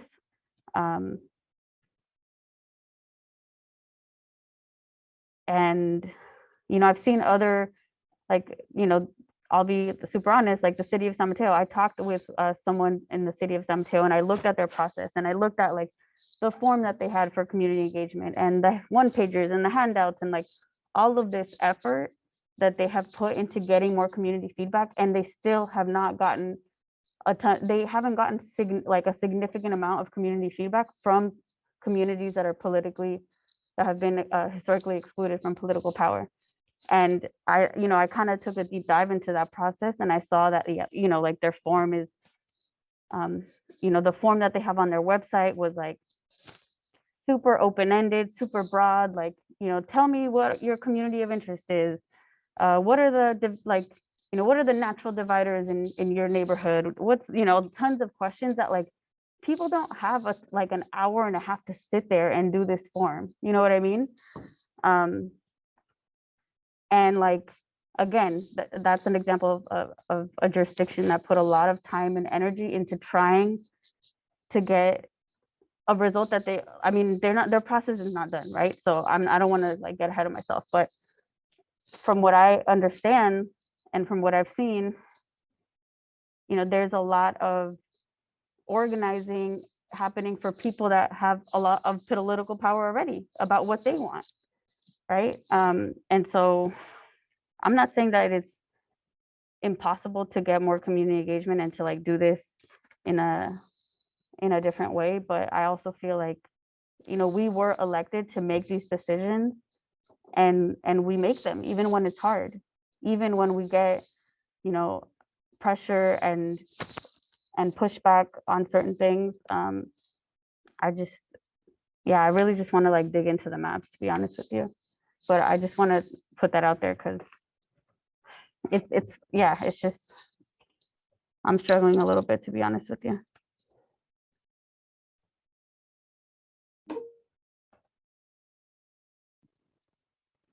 Any other comments before we sort of dive into the maps? Comment, President Chen, through the chair, the comment I would make is that the board is being presented with the best available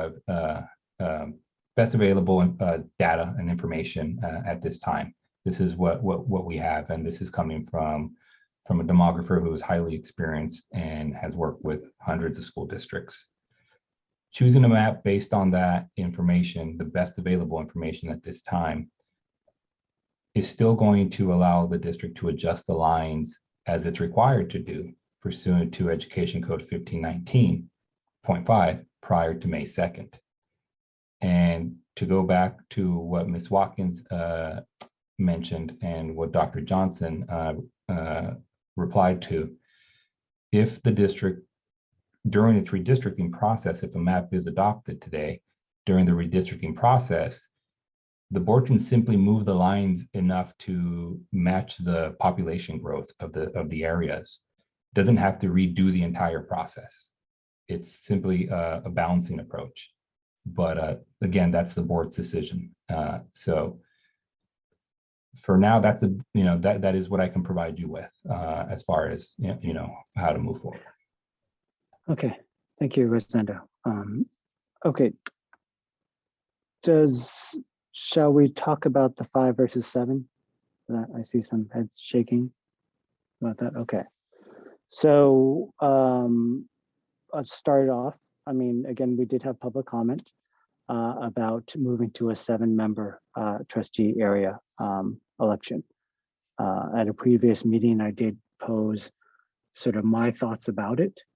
But we have kept the 7 maps sort of alive to tonight to make sure that they're in consideration.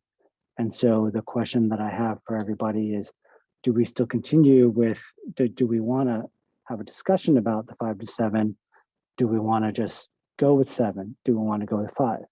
I'll open it up to anybody who wants to kick off on this topic.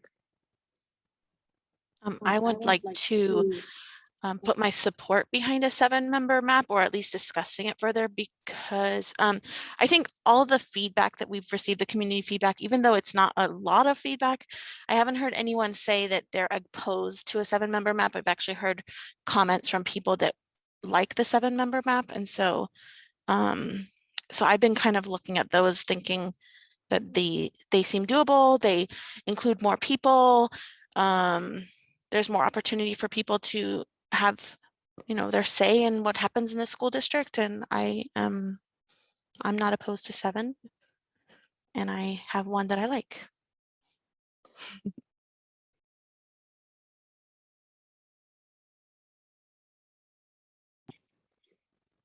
Anybody else want to chime in or?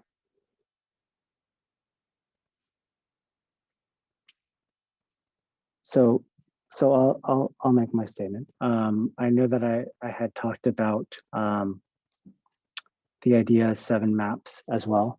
I think at one of our first meetings with the maps that we actually had map 701. There it is. And sorry for everyone who's seen me bob my head around. We've moved the maps just to right in front of us so we can actually see them all.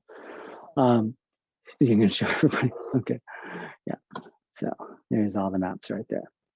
Thank you, Trustee Corzo.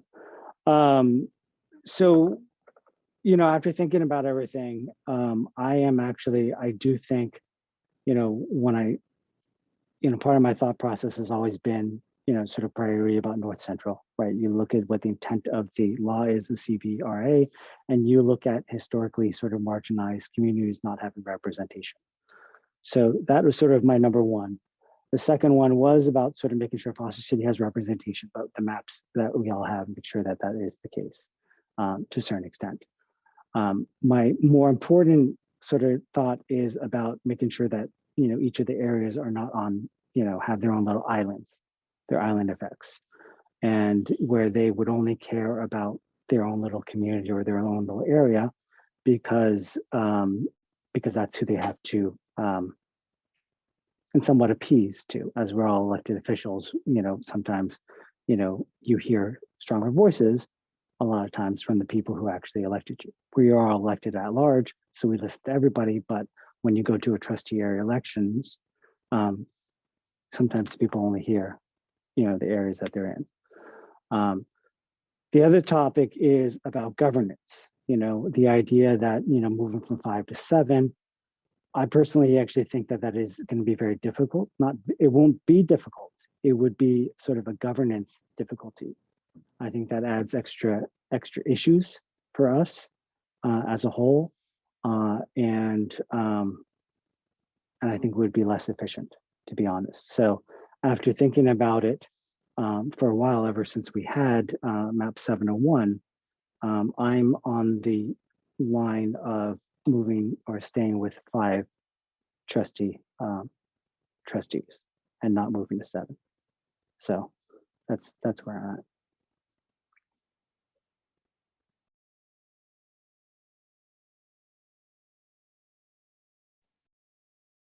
Okay, I do have a comment on this as well.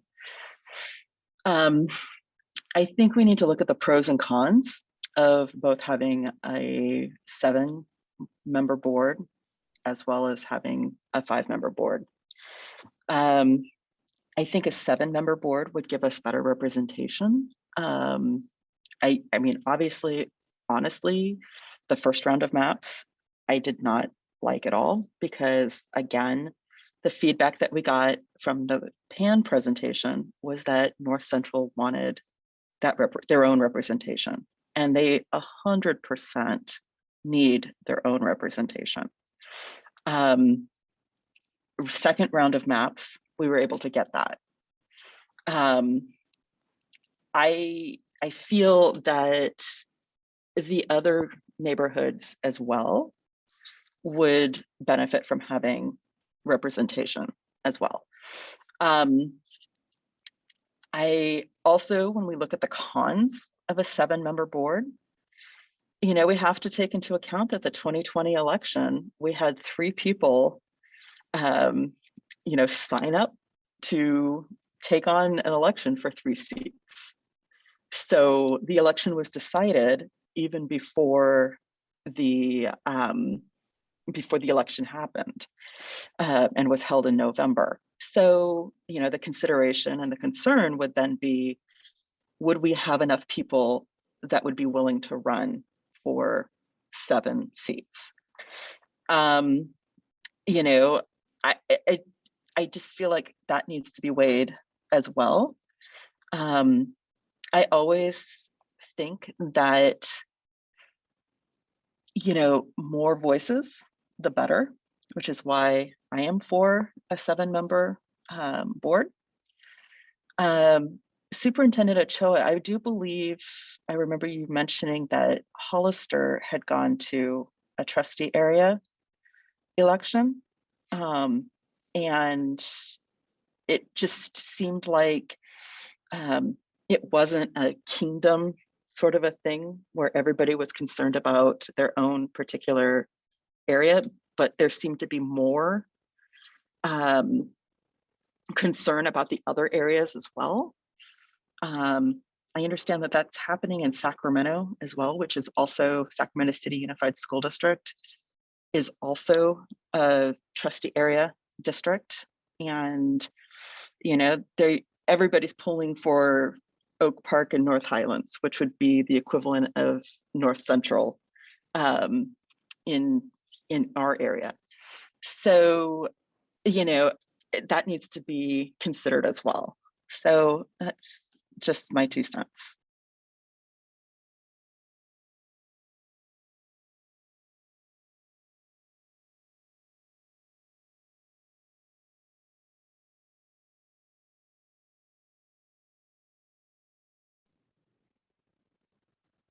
So just to fill the dead air, well, I think Trustee Watkins and Trustee Corsi might collect your thoughts.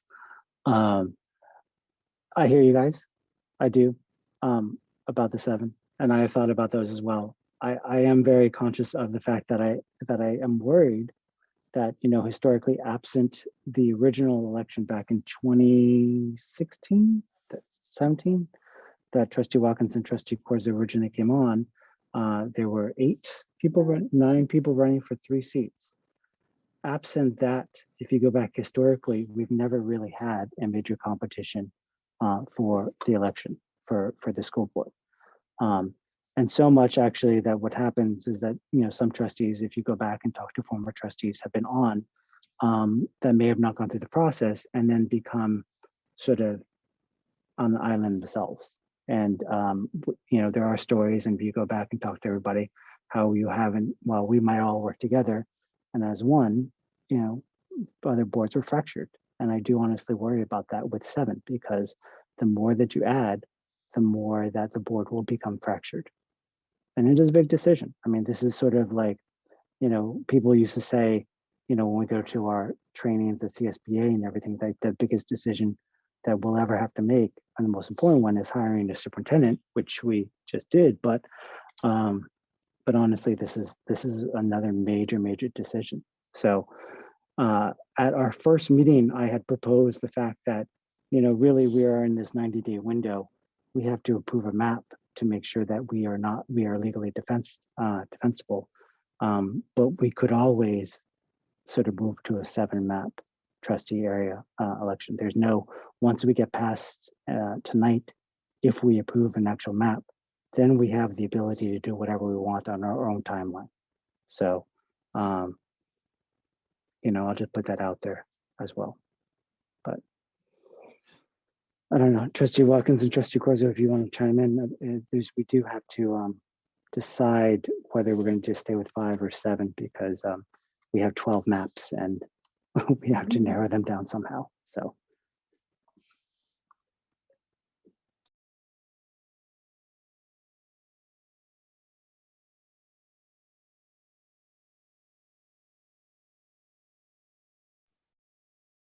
I don't support that going to seven areas.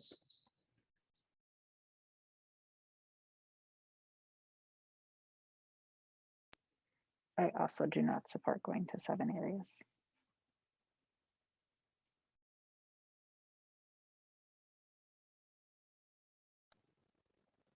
Okay. It seems like we have a sort of a split board. Again, 7 areas could also be a topic at some later date.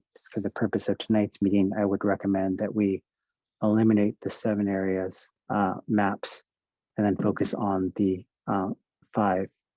Is everyone okay with that, or would you like to have further discussion about the 5 versus 7?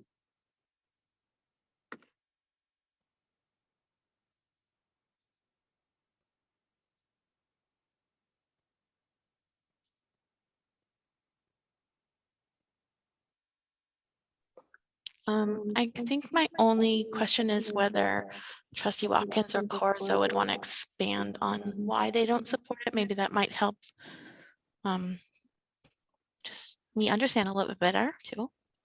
Yeah, sure. I'm happy to share. And the reason why I'm aware that as we've been deliberating on this whole process, I've taken up a lot of space. So I'm trying not to do that again.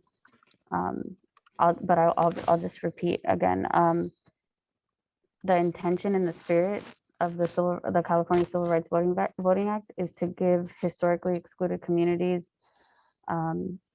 political power, right? That's the purpose. If we go to 7 and, one area, I'm just going to be super honest, right? North Central, it's not a secret to people, right? Like we know North Central is essentially our most historically excluded community, as is North Shoreview and Shoreview.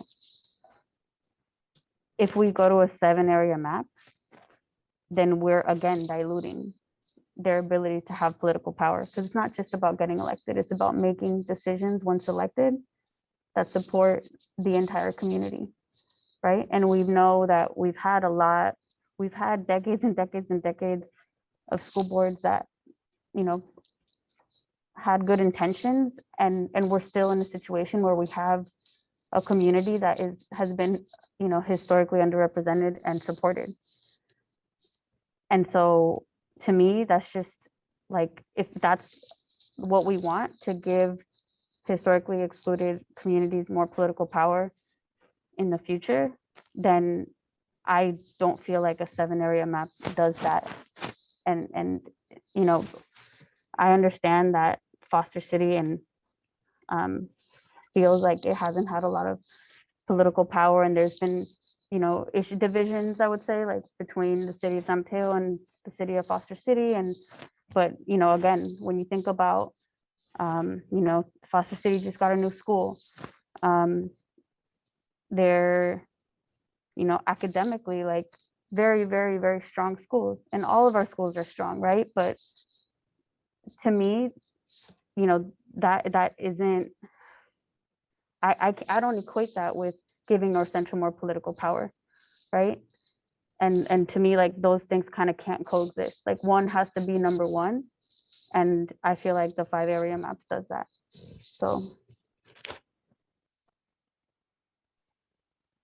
Noelia put that, I mean, I would agree with everything that she just shared in terms of the political power piece, and it both being about getting elected, but then how you're able to leverage that to, you know, make decisions. So I completely agree and would say that that would be for me like the top reason as well. I mean, I think there's like other kind of logistical pieces for me around 5 versus 7, just when I think about the size of our district, when I think about the size of our cities, you know, when I think about other districts that have 7-member boards, like they just look really, really, really different from ours. And I think because of how big they are and because of the communities that they, the number of communities that are historically underserved, marginalized communities, right? That is, they needed to do that to be able to do what we're doing with a 5-member board. And I for me, the cons of it outweigh what the benefits would be. So and to me, that doesn't mean at all maintaining status quo, because we're sticking with a 5, because it seems as though we will be moving forward with a 5-member board. To me, it goes all back to what Noelia just shared around what, when we're really looking at the core of giving more political power, which one is going to do that? And I firmly believe 5-member board is what's going to do that.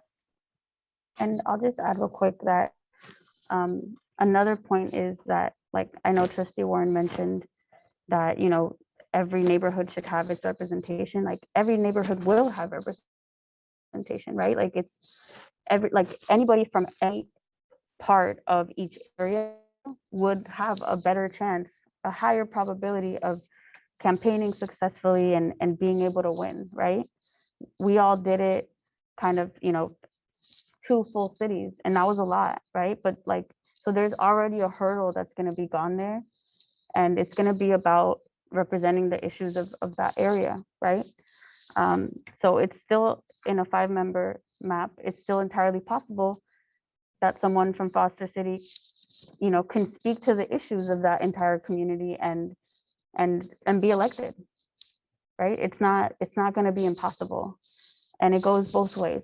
So yeah. Okay, so I'll just thank you both for sharing. I've said kind of all along that I've liked the 7-member map. I've been like kind of hinting at that, but I've said, you know, not at the expense of kind of losing our focus here and what the ultimate goal is. So I respect everything that you said, and I can see where your points are here. I do still like the 7-member map, but I do recognize that I'm outnumbered, and I'm happy to share my thoughts on my favorite 5-member map, and then maybe some later point we could talk about 7 again down the road.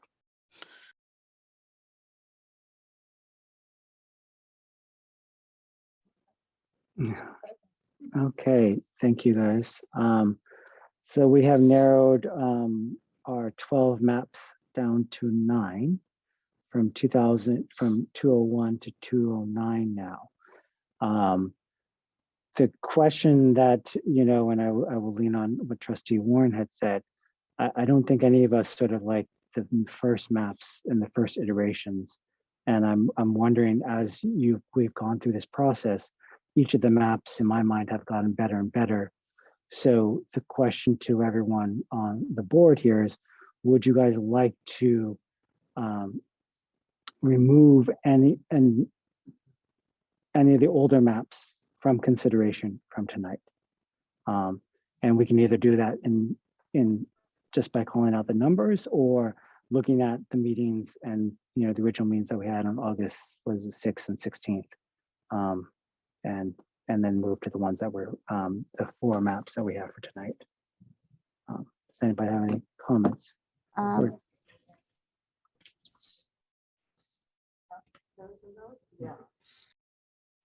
Yeah, President Chin, if I could make a suggestion. Yes. Just procedurally, you don't need to vote any maps out. You can just focus on maps that you like. So, you know, I would suggest you look at maps 205 through 209, unless some board member wants to bring one of the earlier maps into this discussion as well. Thank Might you. save you some time. Thank you. Thank you, Doug. Is everybody okay with that? Maybe just focus on the ones that you like. Yeah, I think just because they were physically in front of us, we were kind of I know, doing yeah, that, but yeah. Yeah, they're literally like, we think that maybe we should just turn the maps around that we. Yeah, let's do it. We sort of, although no, you can't because these 7 are on. Okay. Okay, so at the suggestion from our consultants and everyone in preparation. Yeah. Yeah. In preparation for tonight, the comment or suggestion was, do we, maybe everyone maybe call out the 2 that they prefer or so, or maybe the 1 and 2, and then we can see whether or not we have a little bit of a consensus, if possible. Would anybody like to go first?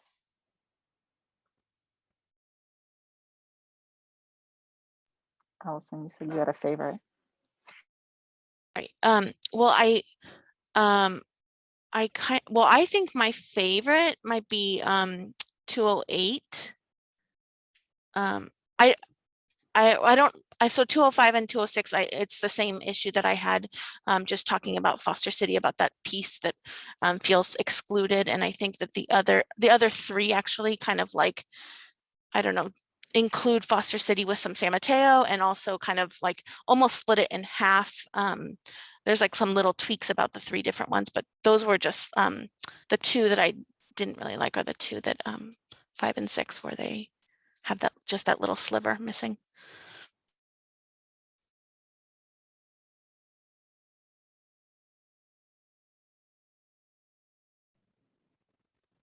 Anybody else want to call out their favorites at all? So I'll go. My favorite is 207. And I like 207, and I'll tell you guys why I like it, just so that we can fill this space here. 1 is, again, I think from our previous meeting, I think the west side of 101, I think we sort of all had consensus. I think that was okay. It was just the east side of 1 and how Foster City is going to be sort of divided up. Per our conversations with the consultant and everything, and everybody knows Foster City is too big in some ways to be sort of split really nicely, but yet not small enough either. So what I really like about 207 is, again, the idea that neither trust area 1 or 2, it sort of has a share of both San Mateo and Foster City. And in number 1, I kind of like the fact that it goes around the edge of the center of Foster City, and the majority of the edge, or the I guess we'd call that what, skin color, or whatever color you want to call it, light brown or whatever, is majority like single family in some ways. And then when you go into the San Mateo side, which is Lakeshore Park and Los Prados, there is some single family there, but the majority is multifamily. And so I like that. And then when you compare that with Trustee Area 2, I like the fact that there is a mix and in Foster City, sort of south of 92, a lot of that area there, except for the homes that are on the water, those tend to be all more high density housing. So I'm looking at more from a land use perspective. And then that is in sort of not contrast, but it balances out the sort of single family that you have in Shoreviews, North Shoreview and Shoreview as a whole. I also like the fact that Harbortown is part of an area that does include Foster City and that portions along the lagoon there. So I like 207 a lot. I'll just say 208. The one thing that I did not like specifically about 208 was the fact that trustee area 1 doesn't have a middle school in it. And so trustee area 2 actually would have technically 4, right? Because Bowditch, Bayside's K8, Parkside's a K8, and North Shoreview is a K8. Although we usually just say Bayside is the only one there, but the others do have middle schools in them. So the one thing I did like how number 208 did divide by Edgewater, but the fact that, you know, there was no middle school in trustee area 1 was something that I did not like. Lastly, I'll just say on 209, I could go with 209 if people like 209. My preference is 207. I like 207, but 209 works out as well. I wish that, you know, trustee area 1 actually had more same tier representation, just so that it would balance it out a little bit. And so that it wouldn't just be almost pretty much all Foster City, but if there was enough consensus there, I could go with 209, but in the end, 207 is sort of the one I would prefer.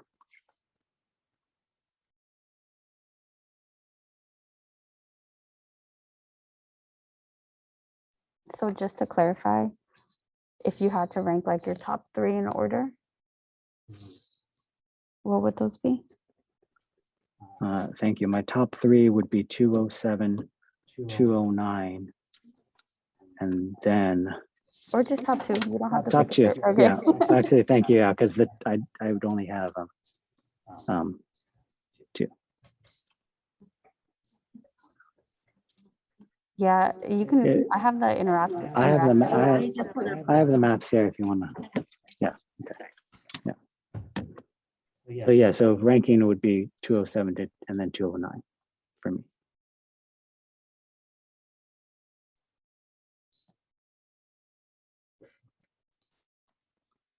I will just say on those, you know, the division line between trustee area 1 and trustee area 2 is not as clean as I would like it, because it does, like one of the commenters had talked about how, you know, you go down the line and there are the neighborhoods in Foster City, they would be split.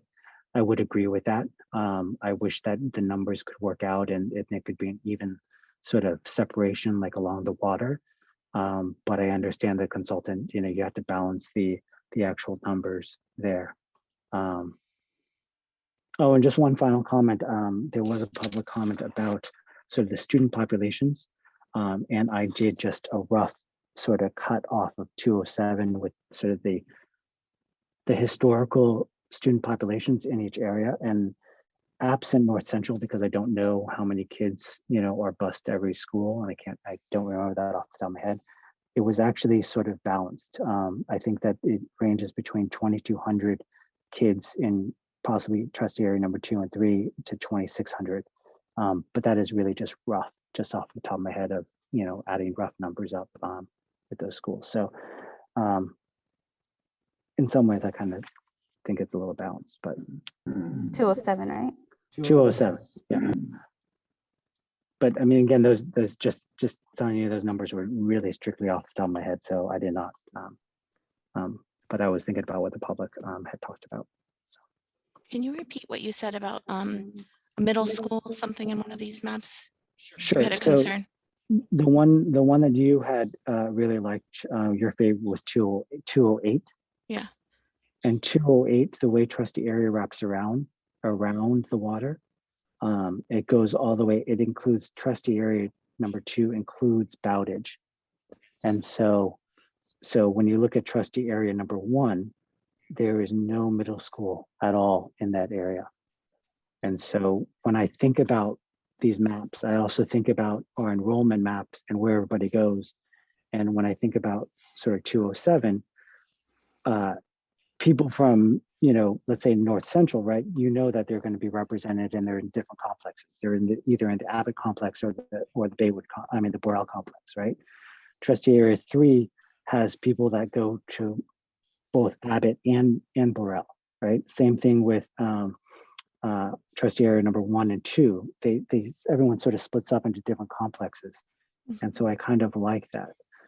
The exception, I mean, even trustee area number 5, students up in the Highlands tend to go to Burrell. So my thought process on this is that, you know, it's not about, you know, those future trustees, not us, of course, will have to think about more the bigger picture rather than just their own little islands.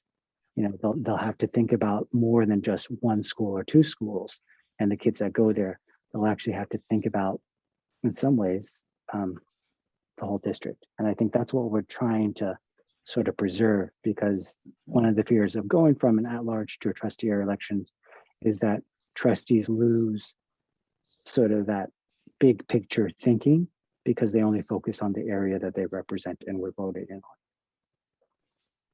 Okay, I appreciate you sharing that, because I wasn't thinking that way when I was looking at 208, and I was thinking more of like Hillsdale Boulevard is kind of a main street, and so that one kind of hugs Hillsdale for as far as it can, I guess.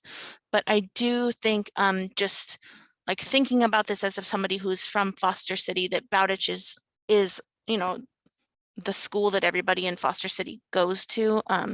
I do see your point that it might be, you know, important to keep that in trustee area 1, just because that I think most likely would be a Foster City person, whereas trustee area 2 very likely could be a San Mateo person. And I do think that there's some value to having somebody that really has their, like, what's the pulse, whatever that saying is, you know, whatever that is, finger on the pulse or whatever.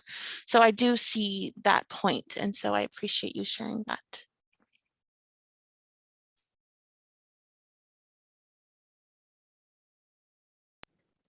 I'll just make one distinction. You did mention Hillsdale, and I have been calling that Edgewater. So it is, yes, I blanked on it, but it is Hillsdale that divides. Sorry about that. So Okay, I'll give you a pass on that. thank you.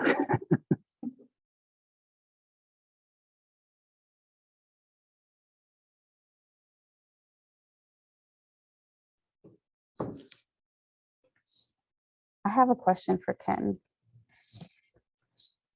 What do you think about 206 in terms of land use? Because I actually hadn't looked into that piece. Like I've been kind of like jotting down comparisons on like language and household income.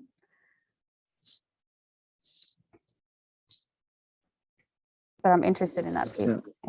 So strictly from a land use side, when you look at trustee areas 1 and 2, you know, obviously trustee area 1 is comprised mostly of Foster City. And so it does in Foster City, you know, is real balance between multifamily and single family residential out on the edges. Trustee area 2, though, has mainly single family, although it does incorporate Harbor Town and some of Foster City along where it says Metro Center right there underneath on the north side of Hillsdale. It does incorporate that. And then of course it incorporates the multifamily in Lakeshore Park and Los Prados. The one thing that I did not particularly like about trustee area or trustee map 206 was the fact that trustee area number 1 is pretty much all Foster City. It is all Foster City. And so trustee area 1 could only has to think about it, right? And you could have a child who goes to Beach Park and then goes to Bowditch, and that trustee doesn't even have to care anything about any of the other schools or any of the other districts around. And so that's why I didn't really like number 2, map 206. So.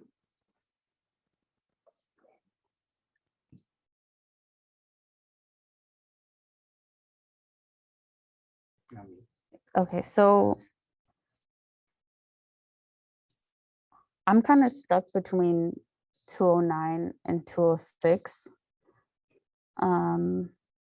If I had to rank them,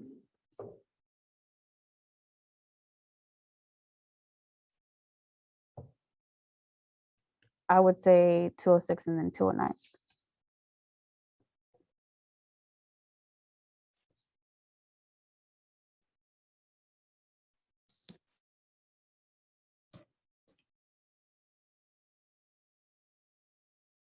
And my reason for that is because when I think about, again, historically excluded community, as I see area 2, including Los Prados and all of those apartments right there, like there's a lot of people that live there.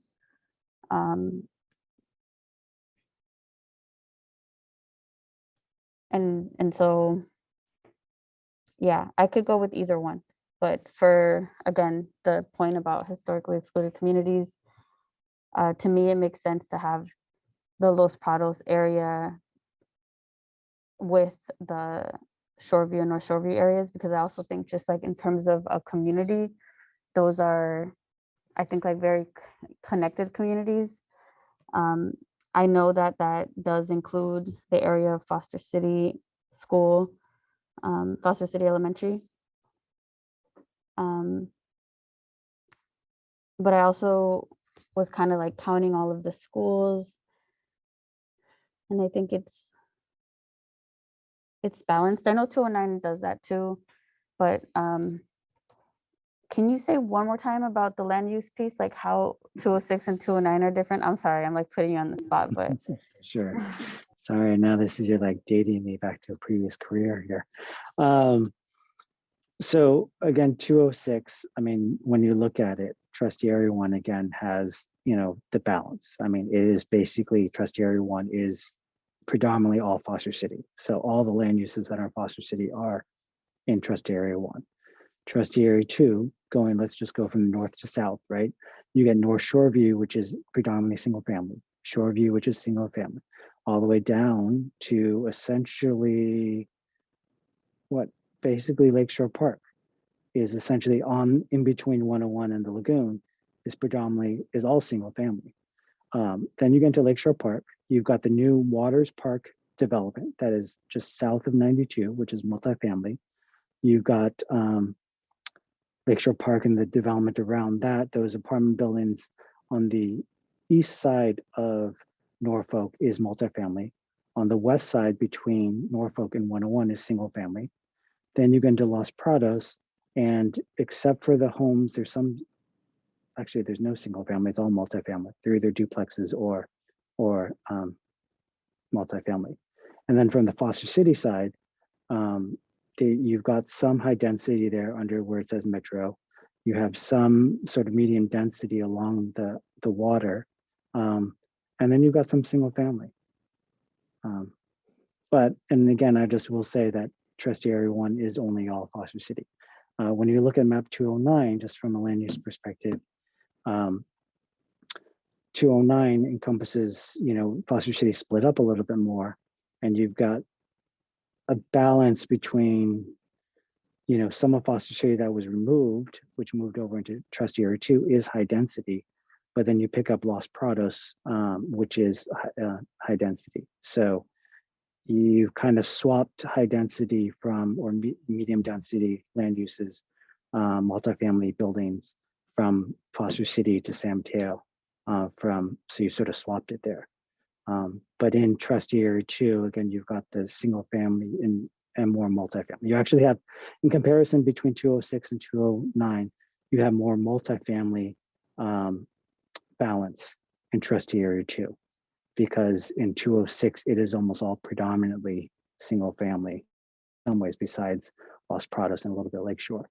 In 209, you pick up that huge density along not just the Metro Center and the new Pilgrim Plaza that is being developed, but all that high density along Beach Park and oh jeez. it's okay. You don't have Not to memorize Edgewater, all not this. Edgewater, but sorry, but you know, along oh Josh, not Edgewater, it's Edgewater. It's Edgewater. So yeah. Sorry, this is off the top of my head. It's okay. Thank you. Yeah, I guess again, just okay. Thank you. I think about also like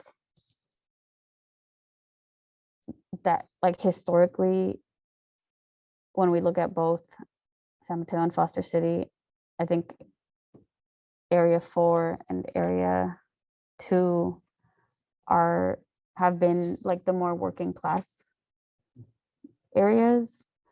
I don't remember what stat I remember that from in terms of like Shoreview and North Shoreview. So I don't know. I'm open. I'm done. I don't know. Thoughts? Anyone else? I can hop in for a sec, just to say that out of this discussion, just to try to simplify that, out of this discussion in combination with the ones that were on the top of my list, I'm aligned with 209 being a top choice. So I can talk through the rest, but I mean, yeah, I think you guys have made a lot of really valid points, and that was one that was at the top of my list. So.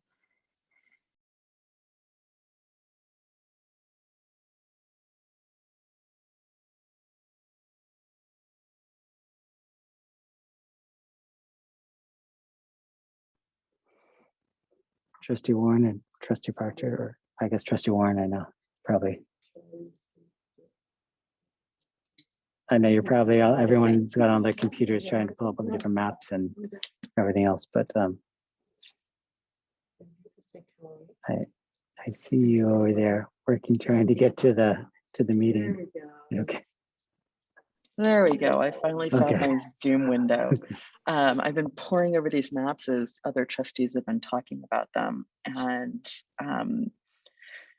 having been ill last week and not being able to attend the meeting last week, it's been really helpful for me to hear what everybody's been saying and hearing, kind of catching myself up on the conversation. So thank you for everybody for speaking ahead of me. I do like map 209. I hear what is being said about the North Shore view and the Shore view. You know, it does look like, when I was looking at this map, it seemed like schools were somewhat balanced in terms of each trustee area has roughly about the same amount of schools that they're covering. So I do appreciate that. I also appreciate the fact that Foster City has a decent area carved out for them. You know, I'm also looking at Highlands as it comes down. And it always seems to me like that's a good swath of area. Again, with the 5-member districts, that what I'm looking at is we've got Highlands with what is it? I'm so sorry. I am drawing a blank on the words that I want to use. With Bay Meadows. And they seem so radically different. You know, I do appreciate the fact that we have North Central have their own area so that they can have their own representation. And the same thing with North Shoreview and Shoreview and that section of San Mateo and Foster City. So that's why I like that map, I think.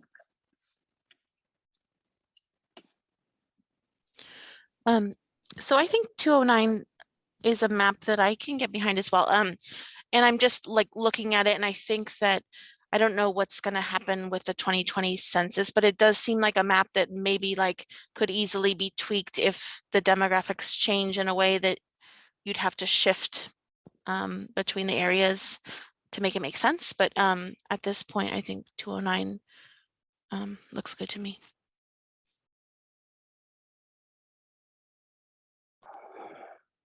Okay. It does seem like we have a bit of a consensus about map 209. So at this point, I think we do, as this called out on the agenda, it is up for a vote. So we will need to vote. And does anyone want to make a motion to select map 209?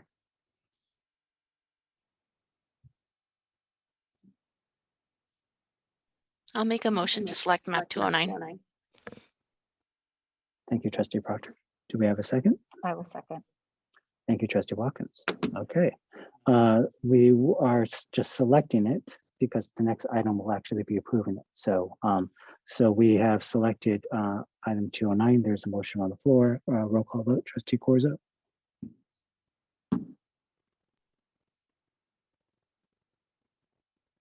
Yes. Thank you. Trustee Proctor. Yes. Trustee Warren. Watkins. Sorry. Trustee Warren. Yes. You guys messed me up because of the alphabet. We split here.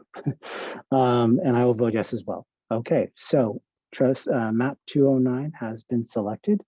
We are now moving on to the next agenda item, which is the actual approval of the resolution or the administrative regulation instruction.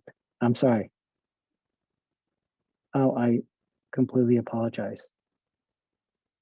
I thought there were 3 items. I misread it. There were 3 items before.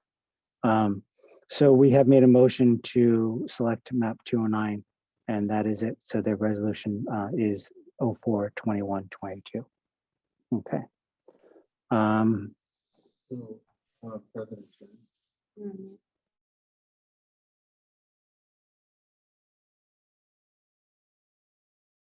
So President Chen, you do have item 7.2 on your agenda, and item 7.2 is resolution number 04-2122, establishing and implementing the trustee area district elections pursuant to elections code section 10010, and so that is your next item on the agenda.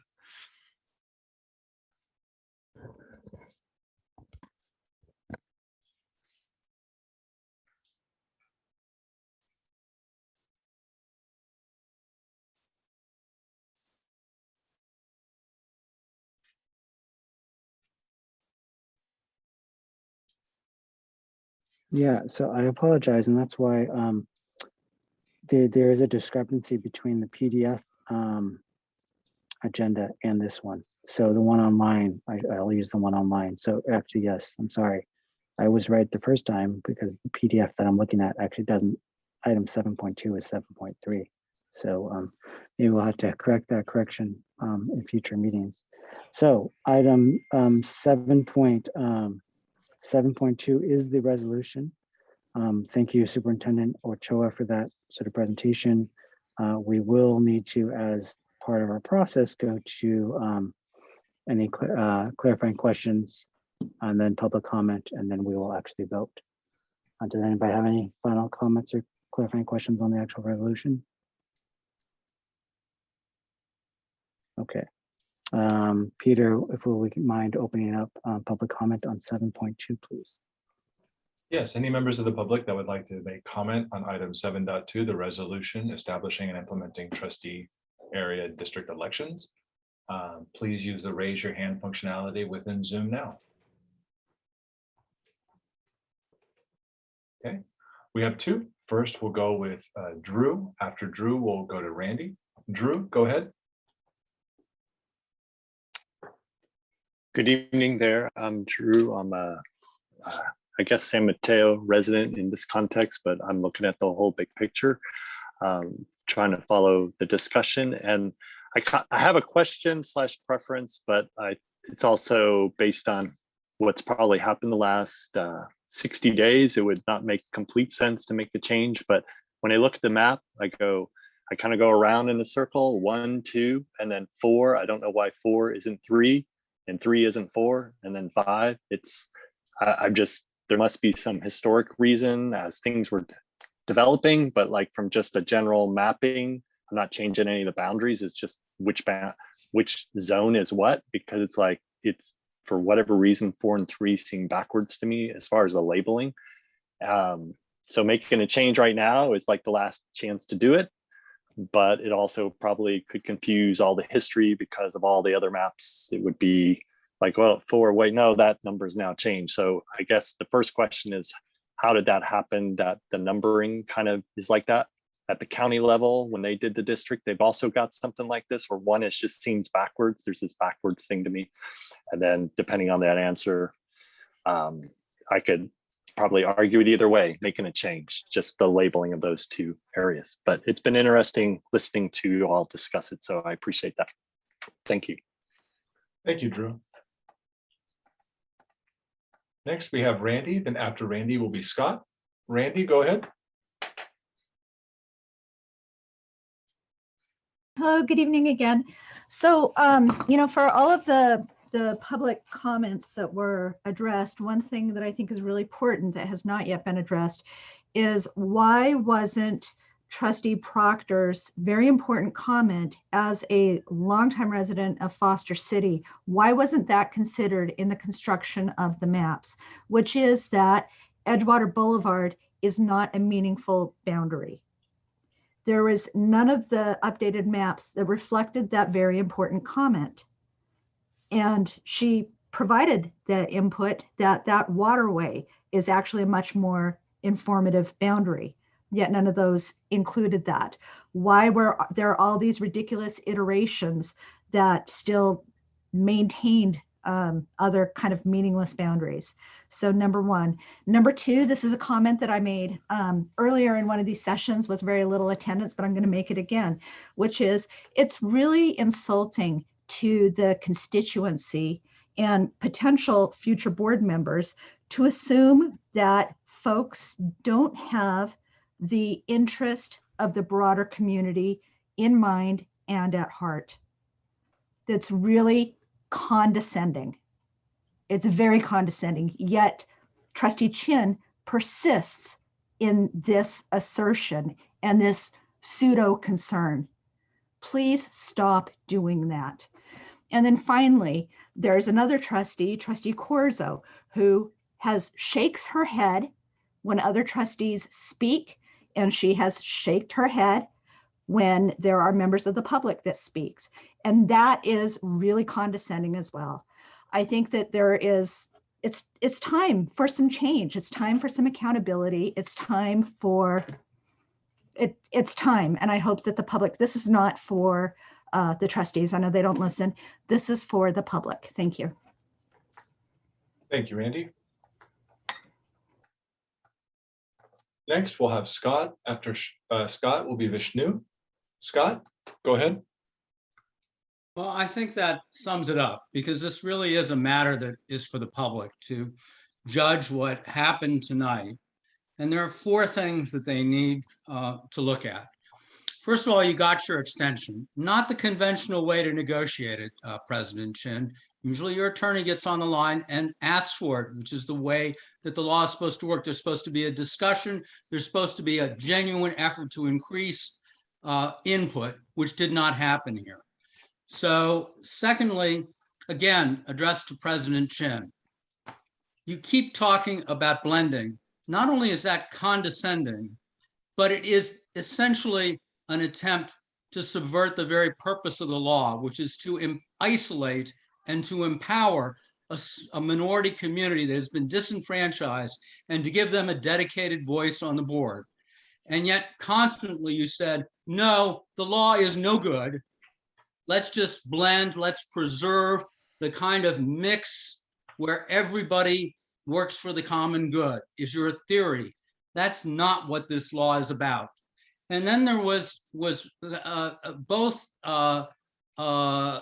members, Corzo and Warren, had very sincere points of view about North Central and Shoreline.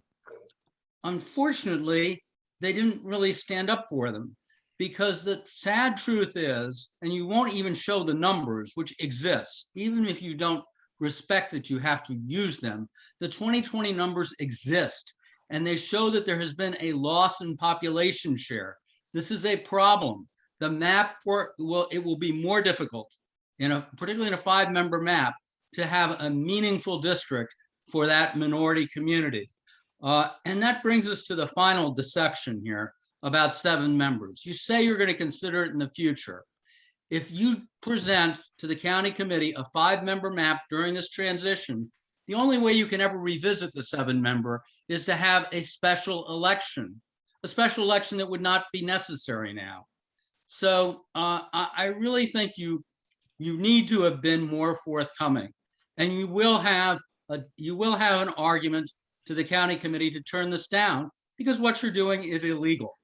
You need to use the 2020 census. You have no excuse not to use the 2020 census. But ultimately, you'll probably get what you want. You'll get your zombie maps. I don't know why Member Corzo finds that so puzzling. That's exactly what these are. The public will see through this, and you will see change on this board. You know, I don't always, win everything, or my clients don't always succeed in getting everything they want, but the public sees self-interest and they vote those trustees out. Thank you, Scott. Next, we have Vishnu, and then after Vishnu will be Marcella. Vishnu, go ahead. Yeah, so one question and then a comment. So the question is, Sunny Bray in map 209 falls in, does it fall in 4 in North Central, I think is the question. And then the comment, and I think I made it earlier, but I think it was not understood, is I see, like, and again, referring to map 209, I see District 3 having 4 primary schools.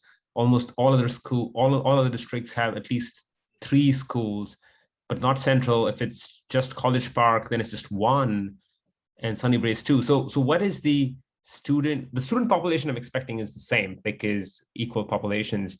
How many school seats are there for that student population, and how is North Central placed with respect to number of school seats? And that to me is the equity standard that I was trying to look for. That's my comment. Thank you. Thank you, Vishnu.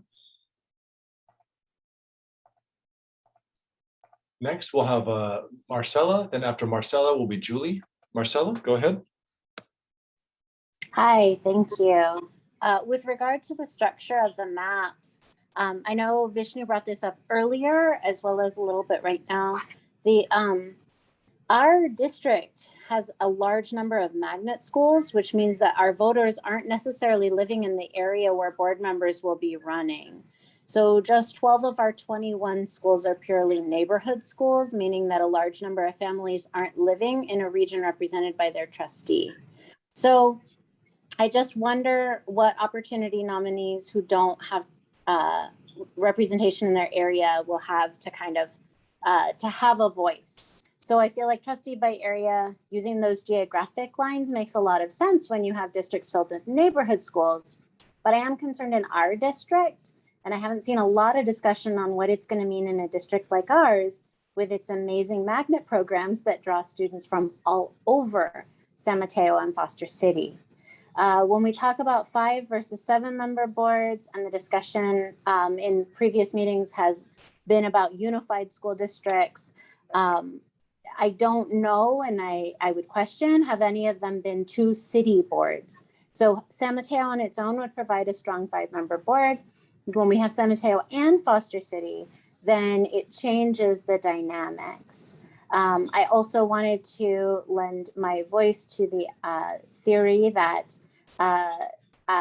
7 members, in my opinion, increases representation. So just as one more parent voice for the 7-member maps.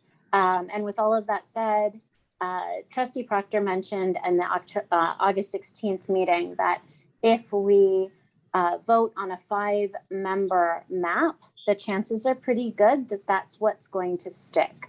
It would be very difficult to change to a 7-member map. So I did want to at least put my voice out there to support the 7-member map. Thank you. Thank you, Marcella. Next, we have Julie, and then after Julie will be Joy. Julie, go ahead. Good evening, everyone. Julie MacArthur here again. I wanted to just say a quick thank you to all of you on the board tonight. This was a hard decision, and I, coming from my perspective, I feel like, things in education are constantly changing. They're constantly evolving, and we elect a board at a time that we feel is going to best represent our interests for the issues that come before you. And tonight, this issue came before you, and it was hard. But I do want to say I really appreciate your discussion around it. And I want you to know that it's not everybody out here is angry about the choices that you're making. So I'll just go ahead and leave it at that. Thank you, Julie. Next, we have Joy. Joy, go ahead. Good evening. Just really quickly, some thoughts. I think I spoke quickly last time on this meeting on August 16th. I do like the idea of the 7 trustee board. And my concern or my questions, I guess, is that I keep hearing that the issue with having Foster City representation is that we don't trust that they'll have others in mind. Now, with our other maps, there are areas of San Mateo, obviously, that don't include Foster City. And which is obviously, I mean, geographically, that makes a lot of sense. But so are we trusting that San Mateo trustees will keep the whole district in mind, but not people voted in from Foster City?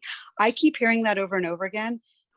And as the person that was a face of the Foster City, of the Measure T bond measure that went out, and as somebody who I went to the San Mateo Foster City schools, and my parents have been taxpayers here, and now here I am, and my son's in the district.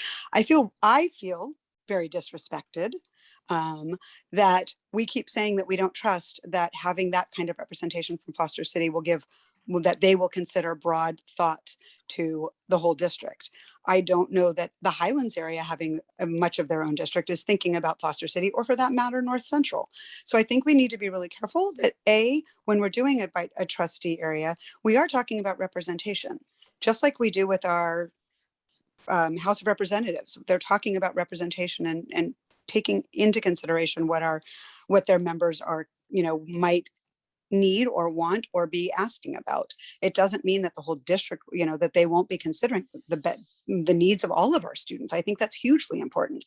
But I keep feeling like, as a Foster City resident, that we keep getting discounted or not trusted, or that because I heard that we got another school. And yeah, we got another school because Foster City School had over 900 children in it. It wasn't because we're being kind to them. We're coming apart at the seams. And as Bowditch being one of the areas, those of us on the other side will not be part of that Bowditch representation, because we are Bowditch families. We keep saying to have Bowditch, but Bowditch represents all of Foster City, not parts of Foster City. And so I think it's just really careful how we speak about the Foster City residents, just as we speak about all of our residents. I think we are all important across the board. And I would just like to keep that in mind as we consider. And I still would like to push for a 7-member board. And I think that once we make this decision tonight to go forward that way, we won't be looking back at 1. I think it'll stay at 5. Thank you very much for the time. I do appreciate the effort that you're putting in. Thank you, Joy. Next, we have Martin. Martin, go ahead. Hi, good evening. And thank you for all the work you're doing on this. I just wanted to quickly voice support as a parent in the district for 7 trustee district. I've been listening, and I've heard a lot of good reasons to go to 7.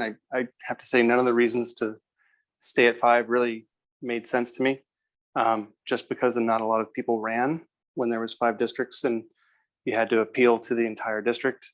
You'd be talking about only having to appeal to 1/7. It looks to me like it would lower the bar. It looks like it would increase participation, and I'm a little confused as to why trustees would be against that. So just as one parent in favor of 7, thank you. Thank you, Martin.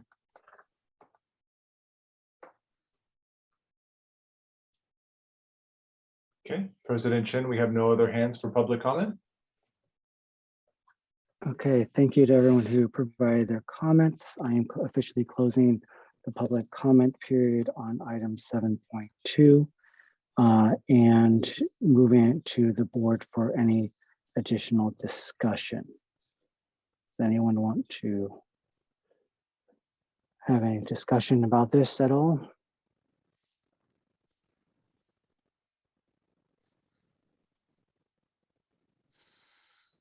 No? Okay. I'll make one statement, sort of short and sweet, I think, hopefully. I hear what the public's saying, and I think that, the issue will be up to future voters to vote on who they want to represent this district. For those who think that maybe we aren't taking this, lightly, I just want to point out the fact that with this next vote, we are essentially voting 2 people off of this current board. One thing that people don't realize is that when these trustee area elections come up, a lot of cities and school districts shape the maps to make sure that the existing board can still stay on. In this case, we have chosen a map that we have 2 trustees living in one area and 2 trustees in another area, which really means that next year, 2 of us will automatically be gone. So it's not lightly that we take this, with respect to, the public comments. This is a serious issue. I mean, we've served for a long time and we've put crazy issues on this and gone through the pandemic, but the reality of the situation is that with this next vote, we are voting 2 people actually off. We're not allowing them to run. So it's not something that we take lightly because we are thinking about the district as a whole and not as ourselves. So with that, under the recommendation, it says it is recommended that governing board take action to select and adopt map number, and it will be number 209. And the trustee areas, there would be actually the exhibit of the map as probably exhibit A, and exhibit B would be the demographic information that is provided in association with map 209. So does anyone want to make a motion on this?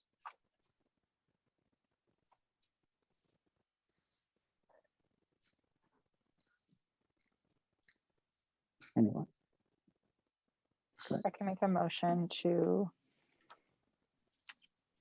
adopt map 209. I second. Thank you, Trustee Watkins for the motion, Trustee Corzo for the second. Roll call vote, Trustee Corzo. Yes. Trustee Proctor. Yes. Trustee Watkins. Yes. Trustee Warren. Yes. And I will vote yes as well. So that is it.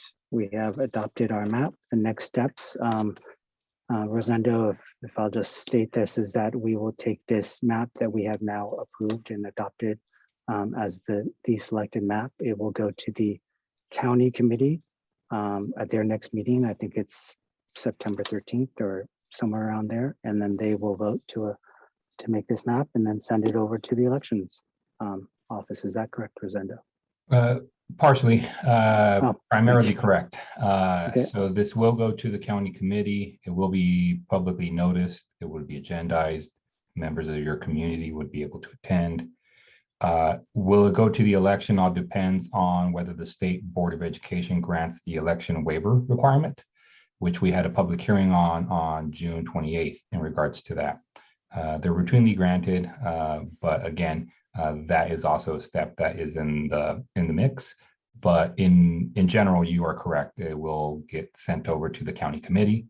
And in regards to your resolution, Trustee Chen will just fill in the blanks on page 2 and then on page 3, and it will be complete. You will also need to attach the official map and the official demographic supporting that map as Exhibit A to this resolution. Thank you. And then one final correction, and as you stated in your presentation, it's technically not over because once it goes to the county committee, we, along with every other jurisdiction, have to update the maps with verified or validated. I forget the exact word. Validated. Validated 2020 census data. So the actual lines on map 209 may shift just a little bit, but that's it. So that we will have to do actually here at the board room, actually make that will be an action item. Is that correct, Rosendo? That's correct. It would be something that would be on one of your agendas. It would be regularly noticed, and there is a process for that. And it may not be me assisting the district, but you will have a competent legal counsel here to assist. Okay, thank you. With that, actually, before we move on, I think we can I need a 5-minute break. So everybody will just take a 5-minute break, please.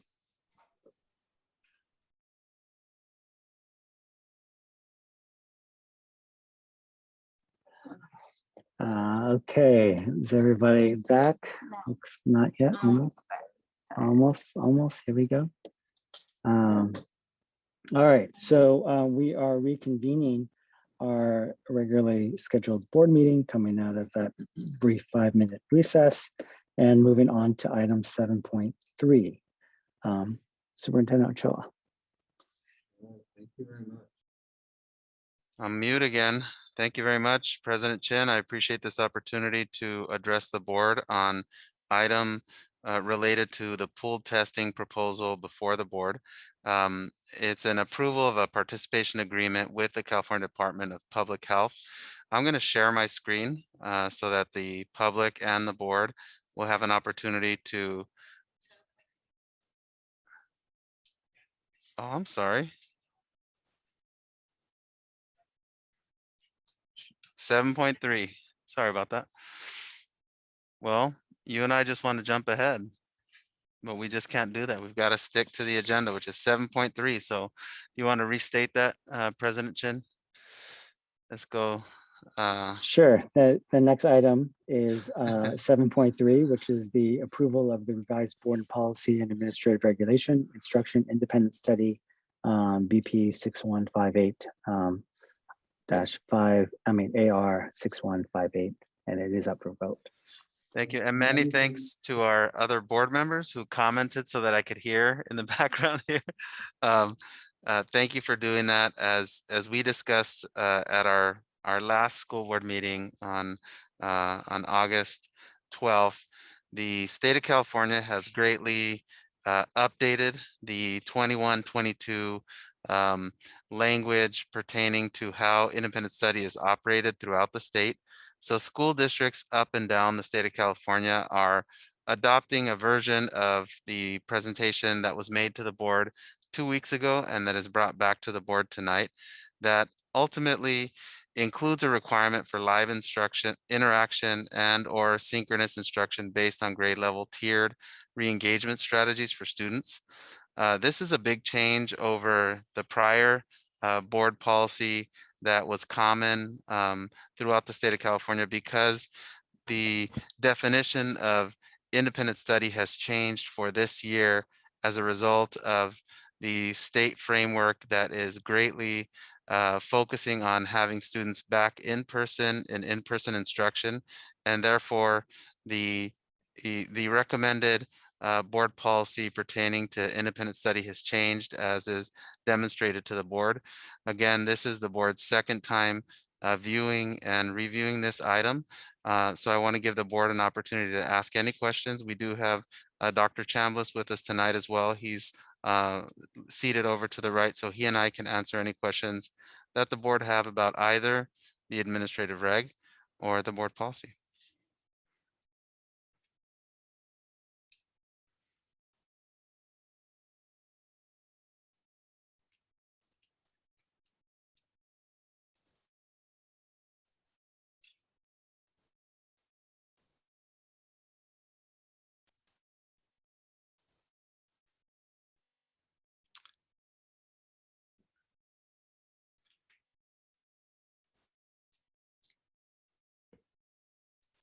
If there are no questions, President Chen, I'd encourage the board to consider a motion on the item.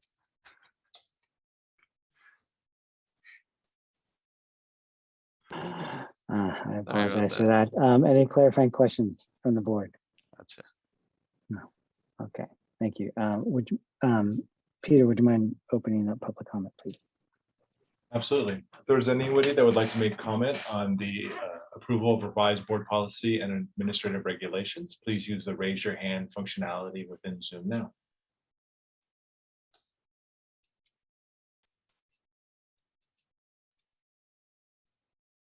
Okay, President Chin, we have no hands for public comment.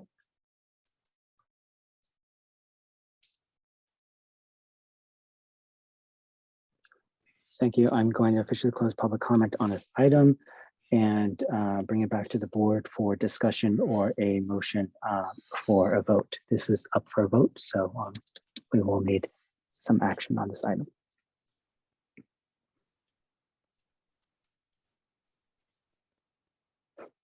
I will make a motion to approve the revised district independent study board policy and administration regulations 6158. Thank you, Trustee Proctor, for the motion. Do I have a second? I will second. Thank you, Trustee Watkins. Roll call vote. Trustee Corzo. Yes. Trustee Proctor. Yes. Trustee Watkins. Yes. Trustee Warren. Yes. And I will vote yes as well. That has passed 5-0. Now we are moving on to item 8.1. All right, now it's time to discuss item 8.1. So thank you for that very much. Let me get to the document that I'll be presenting to the board and to the public here. There we are. And I can share my screen.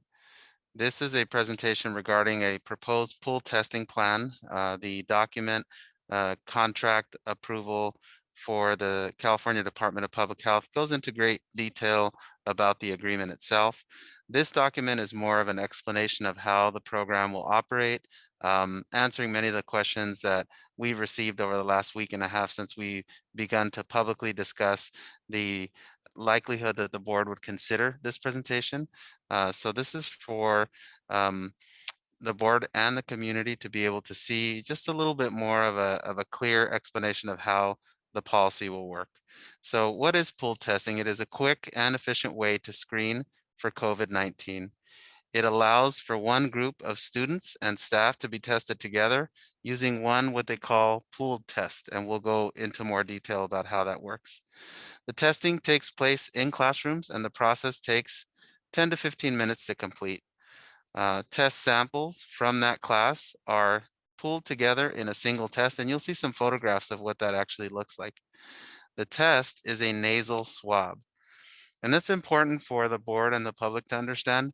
In prior months, maybe 10 months ago, a little bit before that, if you recall, a COVID test was sort of actually a little bit scary because there was a very long Q-tip looking device or instrument that I had one done. It was a very bizarre feeling to have that go all the way up. It felt like into my brainstem. Although I'm not a doctor, that's how I interpreted it. This is very different. This is about the size of a Q-tip. And we all know what those are. And so it's a nasal swab using a Q-tip, and we'll go into more detail. The test results are shared within 24 to 48 hours, and that's a guideline we use because we want those results right away, but then it does take time to share those results because we have to coordinate the feedback from the contractor that we'll use for the test results. I want to talk to the board and to the public about these multiple benefits. First and foremost, it will allow us to test all of the students in the San Mateo Foster City School District who have parent consent forms completed every week. So that's a huge benefit. It provides equitable access to all individuals at no cost. That's huge for our district. We are an equity focused district. That's essential. Number 3, it identifies kids and staff who don't feel sick, who are otherwise feeling healthy, but positive for COVID. And then, as you all have heard over the last couple of months, we have a layer of mitigation strategies, the hand washing, the distancing as appropriate, the symptom checking, the contact tracing. So this is just another layer of mitigation. And now we'll go into how it works. So number 1, parents opt in. That's that green check mark. Testing days district-wide are Mondays and Tuesdays. So we get the vendor to come in, it's concentric, comes in, and we visit half the schools on Monday and we administer the tests at that school. We come back on Tuesday and administer those tests on Tuesday. And by that time, we're getting the results from Monday and planning to come back to the classrooms that might need a rapid antigen test on Wednesday or Thursday. The proposal at this point in time is to start September 13th with concentric staff ready to arrive on school campuses, ready to go. So they show up, they have all their equipment, they're ready to start the day implementing this process. We will actually teach students how to swab the inside of their noses. I've been an educator for 23 years, and I can tell you students are very familiar with the insides of their noses. I can personally attest to that. We're going to teach them how to safely use that Q-tip so that we get the the appropriate reaction from that swab. From there, how it works is the kids actually place the swabs into a class collection container. And if you can believe this, the vendor does actually say booger side down. So they'll go ahead and get that swab and then put it into the container. The staff from Concentric sends the samples to a lab for testing immediately after. And results are typically available 24 hours after the lab receives the samples. Here's key. If there's a positive test, the Concentric staff return within 24 to 48 hours to administer the rapid antigen test to all students in the class whose parents had originally consented. Now, the original test is a PCR test. So that is a pooled PCR test. The return is a rapid antigen test. And the reason is to immediately identify students because those tests take between 15 and 20 minutes to get the results for. From there, when we have a positive pool result, the staff comes back and administers the rapid tests. Students who test positive using that rapid antigen test stay home for the next 10 days. Students who test negative remain in modified quarantine, allowed to come to school, remain masked, and refrain from after-school activities. And the reason that they remain on modified quarantine is because, remember, somebody in the class was positive for COVID. So they fall into that state guideline for modified quarantine at that point in time. How to sign up? Every family will opt their child in for testing. Students without that consent will not be tested. Each school will have a separate sign-up link with a unique access code. We have a plan to have staff reach out to families that need more assistance and support, as well as produce paper copies and walk families through the process to sign up who don't have easy access to complete the form online. The link and access code will be emailed to every family by the principal, and those who don't typically use email will get a paper copy of it. And you really only give the consent one time for the child the entire year. This, folks, is what it actually looks like. A picture is worth 1,000 words. This is from the video from the Concentric website. And then it's self-administered. It is easy to do. You see the student there putting that Q-tip device into the container. And then after they do that every time, you go ahead and hand sanitize. So I'll stop the share there. I do want to open up for any clarifying questions, and then President Chin, you take it away from there. Thank you, Superintendent Ochoa. Does any member of the board have any clarifying questions? No? Okay. Oh, yes. Oh, sorry. Go ahead, Lisa. Sorry, it's the nurse in me. I'm going to have questions about this. So my question is, like, what happens when we have parents that don't want their children tested? Then, you know, like, what is the next step for the district? So if I have 24 students in a class and 3 of those students do not consent to testing, the students are not engaged in that process. And if there's a positive result that comes back, those students still, as you know, fall under the district's guidelines for the safe return to school. So the family would then need to follow the modified quarantine procedures, which involve the family seeking a COVID test and then reporting those results back to the district. Okay, great. Yeah, this just adds it for free and makes it seamless in the classroom. Sure. I think it's great that we're going to get started with this if we voted for it tonight. I'm just a little concerned about the 9/13 start date because we'll be coming out of Labor Day weekend. And I'm assuming that there's going to be people who won't necessarily stay local or stay at home. or just, try to enjoy the weekend. So knowing that there's a good chance of exposures happening over that weekend, like what I just am wondering what could potentially be done about that. Absolutely. Thank you for that, Trustee Warren. I do want to assure the board we are doing everything that we can to accelerate the implementation, but because we're not the service provider, we're the recipient of the service. The earliest start date is 9/13, and we have done our very best to initiate and move forward the testing. At your direction, I would continue to push, and any opportunity that they would give us to do it sooner, we would absolutely implement that. But at this point in time, the very earliest guarantee that we can get from our vendor is September 13th. Okay.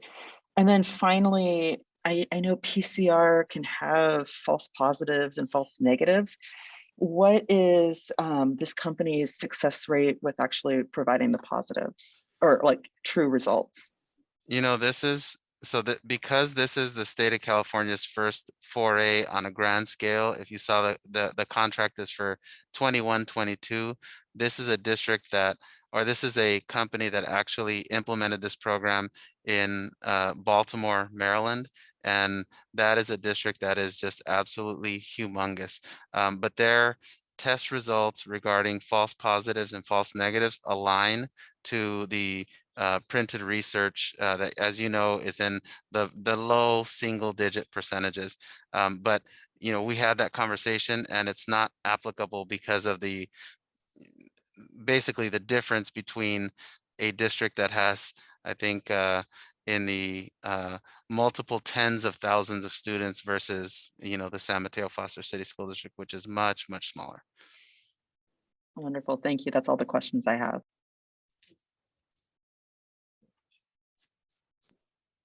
Any other clarifying questions from the board? No. Okay, so let's go to public comment, please, Peter. Yes, anybody who would like to make public comment on agenda item 8.1, the approval of participation agreement for pool testing, please use the raise your hand functionality within Zoom now. For now, we have two, Randy, and then after Randy will be Julie. Randy, go ahead. Hi, good evening. Thank you for this presentation. And I have a question that I hope that Superintendent Ochoa can answer. And the question is just why is a negative consent being a negative consent communication being opted for, or let's see, is that the right one? I'm sorry. Why is the consent style that's being done kind of opt-in instead of an opting out? And that's just it. If you choose to answer, thank you. Thank you, Randy. Next, we'll have Julie, and then after Julie will be Debbie. Julie? Good evening. I just want to really quickly thank the district for this. I know that it's providing a level of comfort to teachers, those who are aware of it prior to the board meeting. We're really appreciative of it. And so I just want to say thank you to the district for being proactive on this and providing that extra layer of comfort for teachers in the classroom. Thank you, Julie. Next, we have Debbie, and then after Debbie will be Rongugo. Debbie? Hello? Go ahead. Hi. Thank you. I have a question. I'm excited about the pool testing starting. I think, having some information, it makes teachers feel safer. It also makes parents feel safer to just kind of know. But I have a question about when you get a positive pool test. It sounds like the kids still go back to school and then they can do the second test. So in my head, I would just want to know, where are they going to do that? How it just sounds kind of scary to me. You're saying we know that somebody's positive, so we're sending those kids back to school. to go and get their second test. And in my head, that just sounds not correct. You know, it just sounds like, is that really the safest way to do that? So anyways, that was just my question. If I know it won't be addressed right now, but if somebody does have that information and could address it, I would really appreciate it. Thank you. Thank you, Debbie. Next, we have Rongugo. I'm hoping I'm pronouncing that right. I'm sorry if I'm not. And then afterwards, we'll have Bruce. Okay, go ahead. Hi, thank you. Sorry about this. Yes. Hello, good evening, everyone. And I just have a quick comment about this. I think I emailed actually Superintendent Ochoa a couple yesterday after Monday's meeting about this pool testing he proposed. In my opinion, and I think the additional mitigation should be taking the measuring temperatures and ask students to doing cleaning after playing with some toys. So I think this is trainable. And instead of protesting, I only think it will create chaos. Besides, the public was informed at a later time. Like we only learned this protesting things within in 7 days. It is too short to make a decision for the board to approve the program and to move forward. Thank you. Okay, thank you. Next, we have Bruce. Bruce, go ahead. Hello, hi. So thank you very much for putting together this plan to do pool testing. I think that would put more visibility to the actual sort of situation of COVID and ease a lot of concerns from the parents. I have two questions related to that. One, to what extent can we make it required for all students to participate? I mean, I think similar to the fact that in order to attend school, we have to submit vaccination records. Is there a way that we can make it? Because I think we're all in this together and this is only helpful. Hopefully everybody will opt into this, but if there are cases where they don't, is there any way we can make it a requirement? So that's question number one. And then the second question has to do with the siblings. So if in case where there is positive test, results with one student where they have siblings in the school, what is your response to that? What is, do they go into modified quarantine as well? Or, what would happen to those siblings? So thank you. Thank you, Bruce.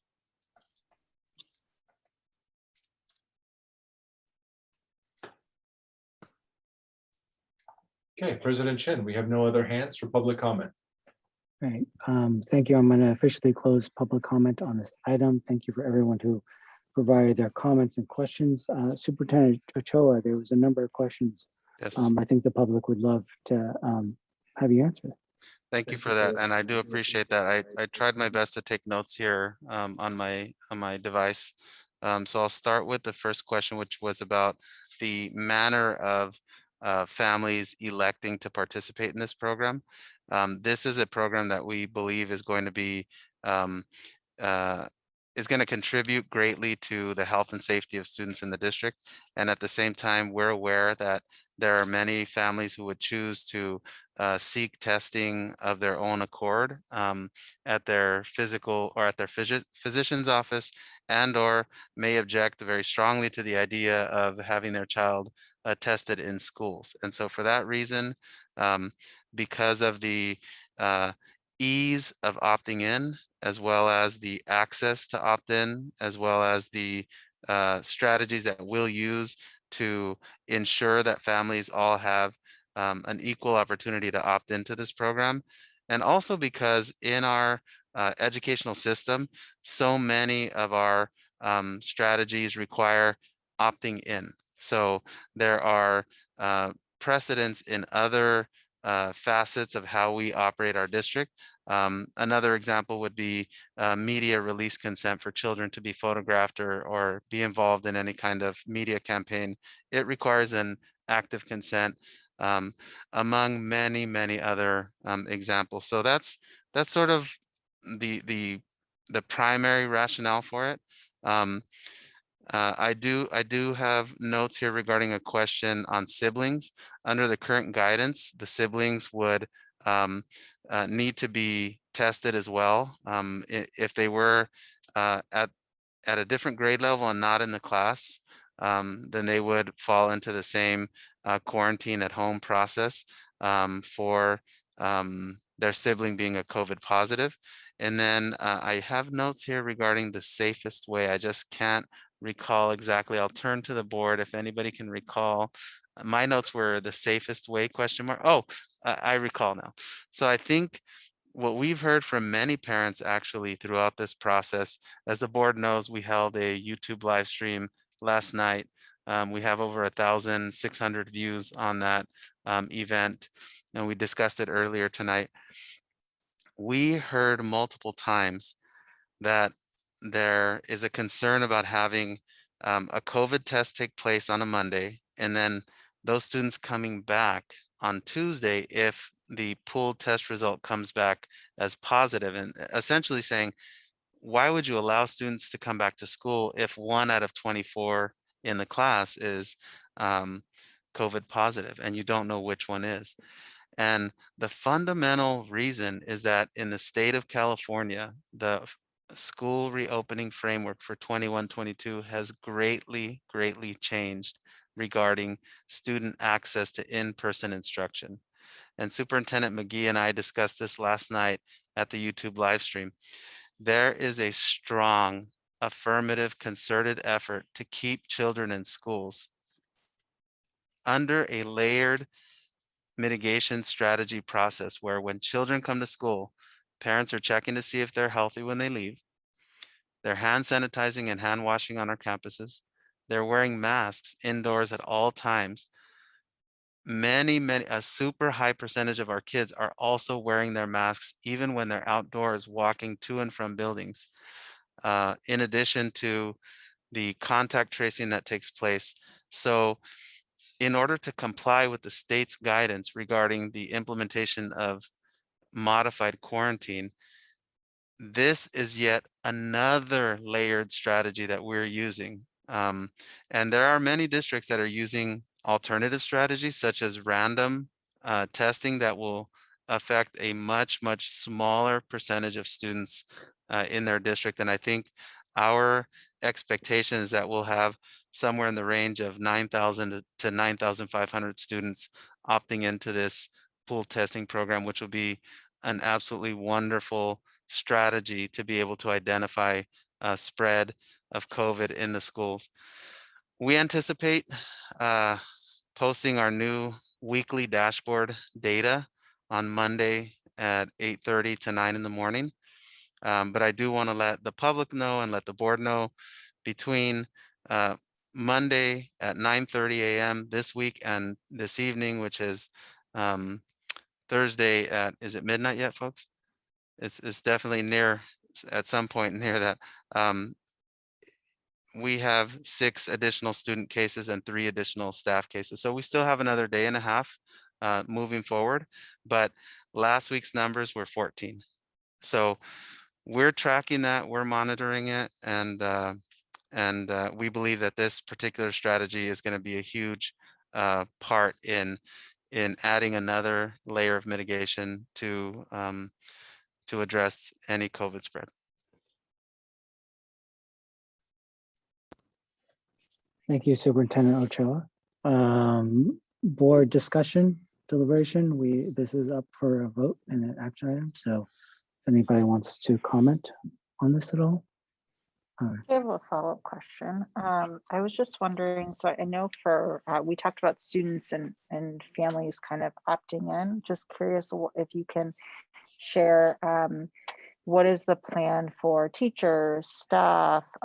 Is it also opt-in? What is the protocol around that? Well, in the state of California, the requirement now exists that didn't exist 2 months ago for every staff member to be vaccinated. and or test weekly. And we still have some work to do regarding sitting down with our bargaining partners, but one of the strategies on the table is to actually have all staff test as a part of this pooled testing program. And we do have an agreement with the vendor to set the district office as one of the testing sites, because as you know, we have many, many itinerant staff members who work at multiple sites. So this would be their home base. And then the staff at all of our other schools would then participate in their pool testing program at their sites, which again is half the district on Monday, the other half on Tuesday. And I'll turn to Sue Weiser for any other comments on that particular item, but I think we still have some work to do, and I think we know where we're headed, but I want to turn to Sue for that. Yeah, thank you, Superintendent Shoa. The district's interest is we would like to have all staff do the testing weekly. It's another layer of mitigation strategy. And we think it's important for everyone to test. And so we will be working with our labor partners in that area, but we do have a strong interest in having all staff members tested weekly. Thank you. And then I have a follow-up to that, which is, with increased testing, of course, is going to come increased positivity, but hopefully lessen spread, right? Which is, it's good. I guess my question is around both in terms of when we think about what that means in terms of coverage for classes, if we have, a lot more teachers and staff testing positive, and then also more students that then teachers are needing to support who are at home. Just kind of curious what we're thinking around kind of those pieces. So we're currently meeting with SMETA to talk about the different options and opportunities for when we do have, for example, teachers test positive or students test positive. And so we're currently meeting to discuss that. And, we met this week and had a good discussion, and we'll be meeting again next week. Okay, thank you.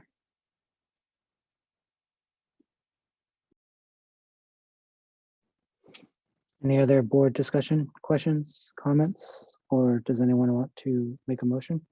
I just had a couple comments and maybe a question. I think that this is a great idea and a great resource that we can provide to families and to staff, and totally support the pool testing. And I think it's great that we're able to offer this. My question was just in terms of like from now until September 13th, if there's any additional resources we're able to provide to families, having received a close contact letter myself, and having middle school children, I realized that there's so many people that all at once, just because of the way they change schedules, so many families at once that need to get COVID tested. And elementary schools is a little bit less because they're in one classroom, but still it's quite a bit of people. So I'm wondering if there's any resources out there that we can help families get tested quickly, easily, that kind of thing. Thank you for mentioning that, Trustee Proctor. I want to thank our district staff, Susie Riley. She's amazing. And I want to thank our principal of Foster City Elementary School, Amanda Gall.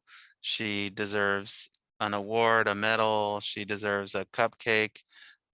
We just need to take care of her because she's been taking on a lot. She took the lead in reaching out to Virus Geeks, the folks who are operating the free testing at the Marriott, and they've agreed to be at Foster City Elementary School in their multipurpose room to provide 5.5 hours of free testing for families associated with Foster City Elementary School. Our chief business official, Patrick Gaffney, is in contact with them to set up additional dates next week and the week after at as many schools as they can provide us. If they will come out to our schools, we already have those wheels turning to identify those additional locations. Our intent will be to do it when school lets out. So if school's out at 2:45, the testing would start at 3:15, just to give folks the opportunity to head home. And at the same time, some of those families that are there to pick up to just go ahead and get in line for their their free testing. And we believe that that strategy is going to result in hundreds of tests over the next few weeks that will help us identify any potential spread. I do want to call out what you mentioned. Many schools are already implementing modified quarantine where students are taking these tests. And even with that being the case, we're seeing the spread really well maintained because of the very effective layered mitigation strategies that we have in place. And this testing that we're able to coordinate, starting with Amanda's efforts and then leading with Patrick Gaffney's efforts next week, with Susie Riley's support, I think we're just going to have more and more clarity on who is and who is not COVID positive.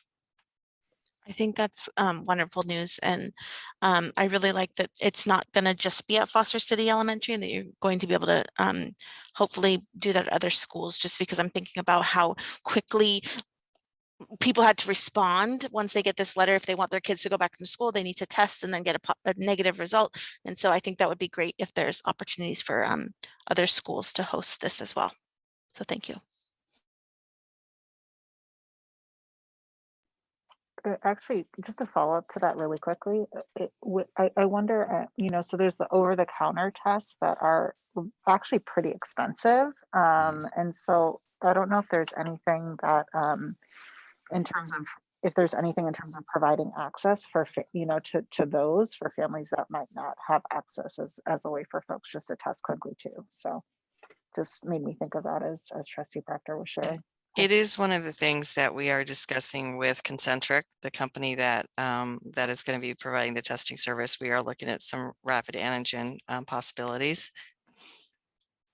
And then Trustee Proctor, you know, there have been testing done at Bayside on a pretty regular basis as well. And so it'll be great to be able to have the virus geeks out at other sites.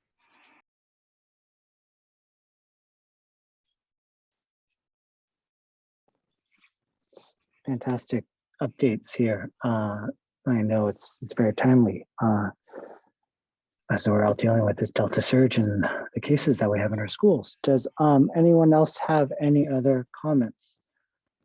If not, I'd entertain a motion because this is an action item and I think we all think this is a good idea, but just opening it back.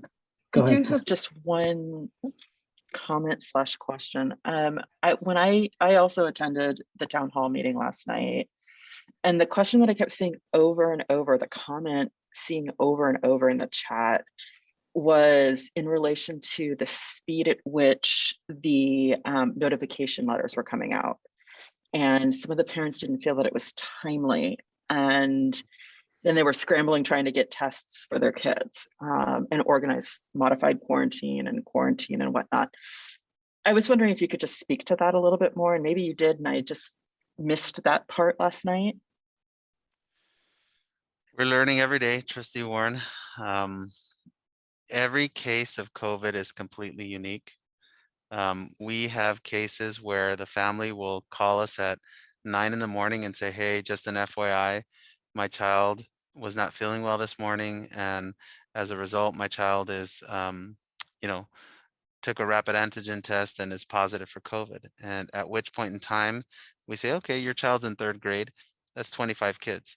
So our turnaround for the letters in a case like that, it's about 3 hours because we have to complete some contact tracing, get the template, organize it so that it fits that particular site, make sure it's nice and clean. We have a district system called School Messenger that we use to tap in the context. So you take a school of 600 kids, you basically remove the other 575 kids and you leave the 25 in the class and you send it off.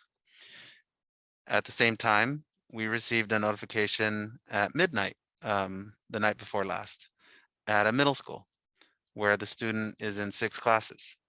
So in that case, it is much more complicated because of the time that we received the notification, but the student illness was relative to the day before. So we really, that particular clock started 1 day prior. So the letter looks a little bit different because we have to indicate when we believe the transmission may have occurred, which was the day before. So a parent getting it the following day is sort of like timeout. kind of what's going on here? Why was there a day lost? And then when it's 165 families as opposed to 35, it takes longer. And then when we do the contact tracing, that process takes longer as well. At the same time that we have this protocol for notifying families, our human resources department has a separate protocol to generate and send letters to staff.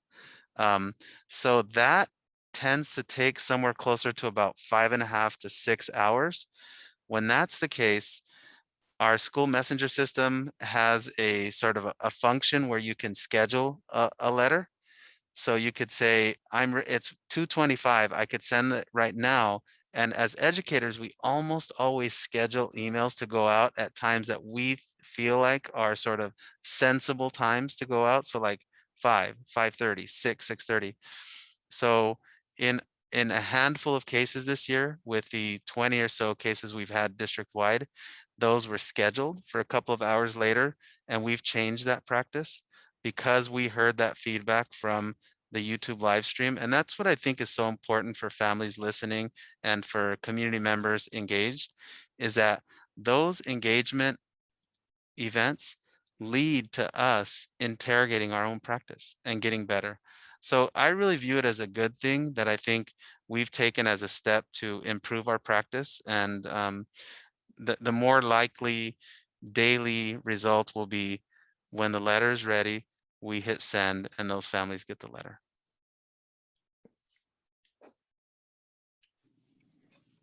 Happy to make a motion to approve the participation agreement for the pool testing program with the California Department of Public Health. I'll second. Thank you, Trustee Watkins for the motion, Trustee Warren for the second. Roll call vote, Trustee Corzo. Yes. Trustee Bruckner. Yes. Trustee Watkins. Yes. Trustee Warren. Yes. And I will vote yes as well. So that has passed 5-0. Thank you for that presentation, and what's that phrase? Godspeed in some ways, right? I mean, the sooner we get this done and out there, the better. Okay, item number 9, board member statements and requests for future agenda items. Does anyone have any statements they'd like to make or any requests for any future agenda items? I don't see any. Oh, Lisa. Just real quickly, I just want to let people know that CDAC, our Special Education District Advisory Council, is meeting next Tuesday, August 31st at 7, and I believe it is over Zoom. And it's going to be like a welcome and a who's who in special education. So those that are interested in that, come and check it out. Great, thank you. Any other statements? Future agenda items? No? Okay. Moving on to future meetings. Superintendent Ochoa. Just 1 second there. Thank you for that. September 9th. You're on mute. September. Oh. All right, thank you. Our upcoming meetings for the Board of Trustees are September 9th and September 23rd. Great, thank you. And lastly, we have our adjournment, but as I mentioned before, I would like to, as we have done in the past, adjourn tonight's meeting for Ruth Nagler. And for those who don't know who Ruth Nagler is, she passed away a few weeks ago at the ripe old age of 99. She was, in some ways, it's actually very relevant to tonight's meeting. She was a board member here in the San Mateo Foster City School District back in the 60s, and she was a member for 10 years. She was actually a trustee during the very challenging times when the school district was desegregating. And at that point, the district was predominantly Caucasian, Asian, and about 8 to 10% African American. For a long time, she was one of the only female board members and was a strong champion of actually desegregating the district as a benefit for all students. She worked tirelessly to have sponsoring families during that time in each receiving school where the kids were bused, who connected with the families for those who were bused, but also offered to be a backup parent in case of emergencies and illness. So you think back in the days when we actually first started busing, there was probably a lot of upheaval. She was also known for many things, but she did advocate at the board level for students and families from lower socioeconomic backgrounds. She was also one of the board members during the 60s when Foster City was being built. And apparently she did go toe-to-toe with the founder, Jack Foster, to make sure that there were a number of schools in Foster City, because that was a big priority. After her tenure, she was still very involved with the district, and she led and community support for schools. She was the honorary chair for several of the district's successful parcel tax and bond measures in the 1980s and early 2000s. And so with that, as one of our former colleagues, I would like to adjourn this meeting in Ruth's honor. And I will make the motion for that. Second. Thank you for the second. Roll call vote. Trustee Corzel. Yes. Trustee Proctor. Yes. Trustee Watkins. Yes. Trustee Warren. Yes. And I'll vote yes as well. We are adjourning at 10:03. Thank you everyone for attending.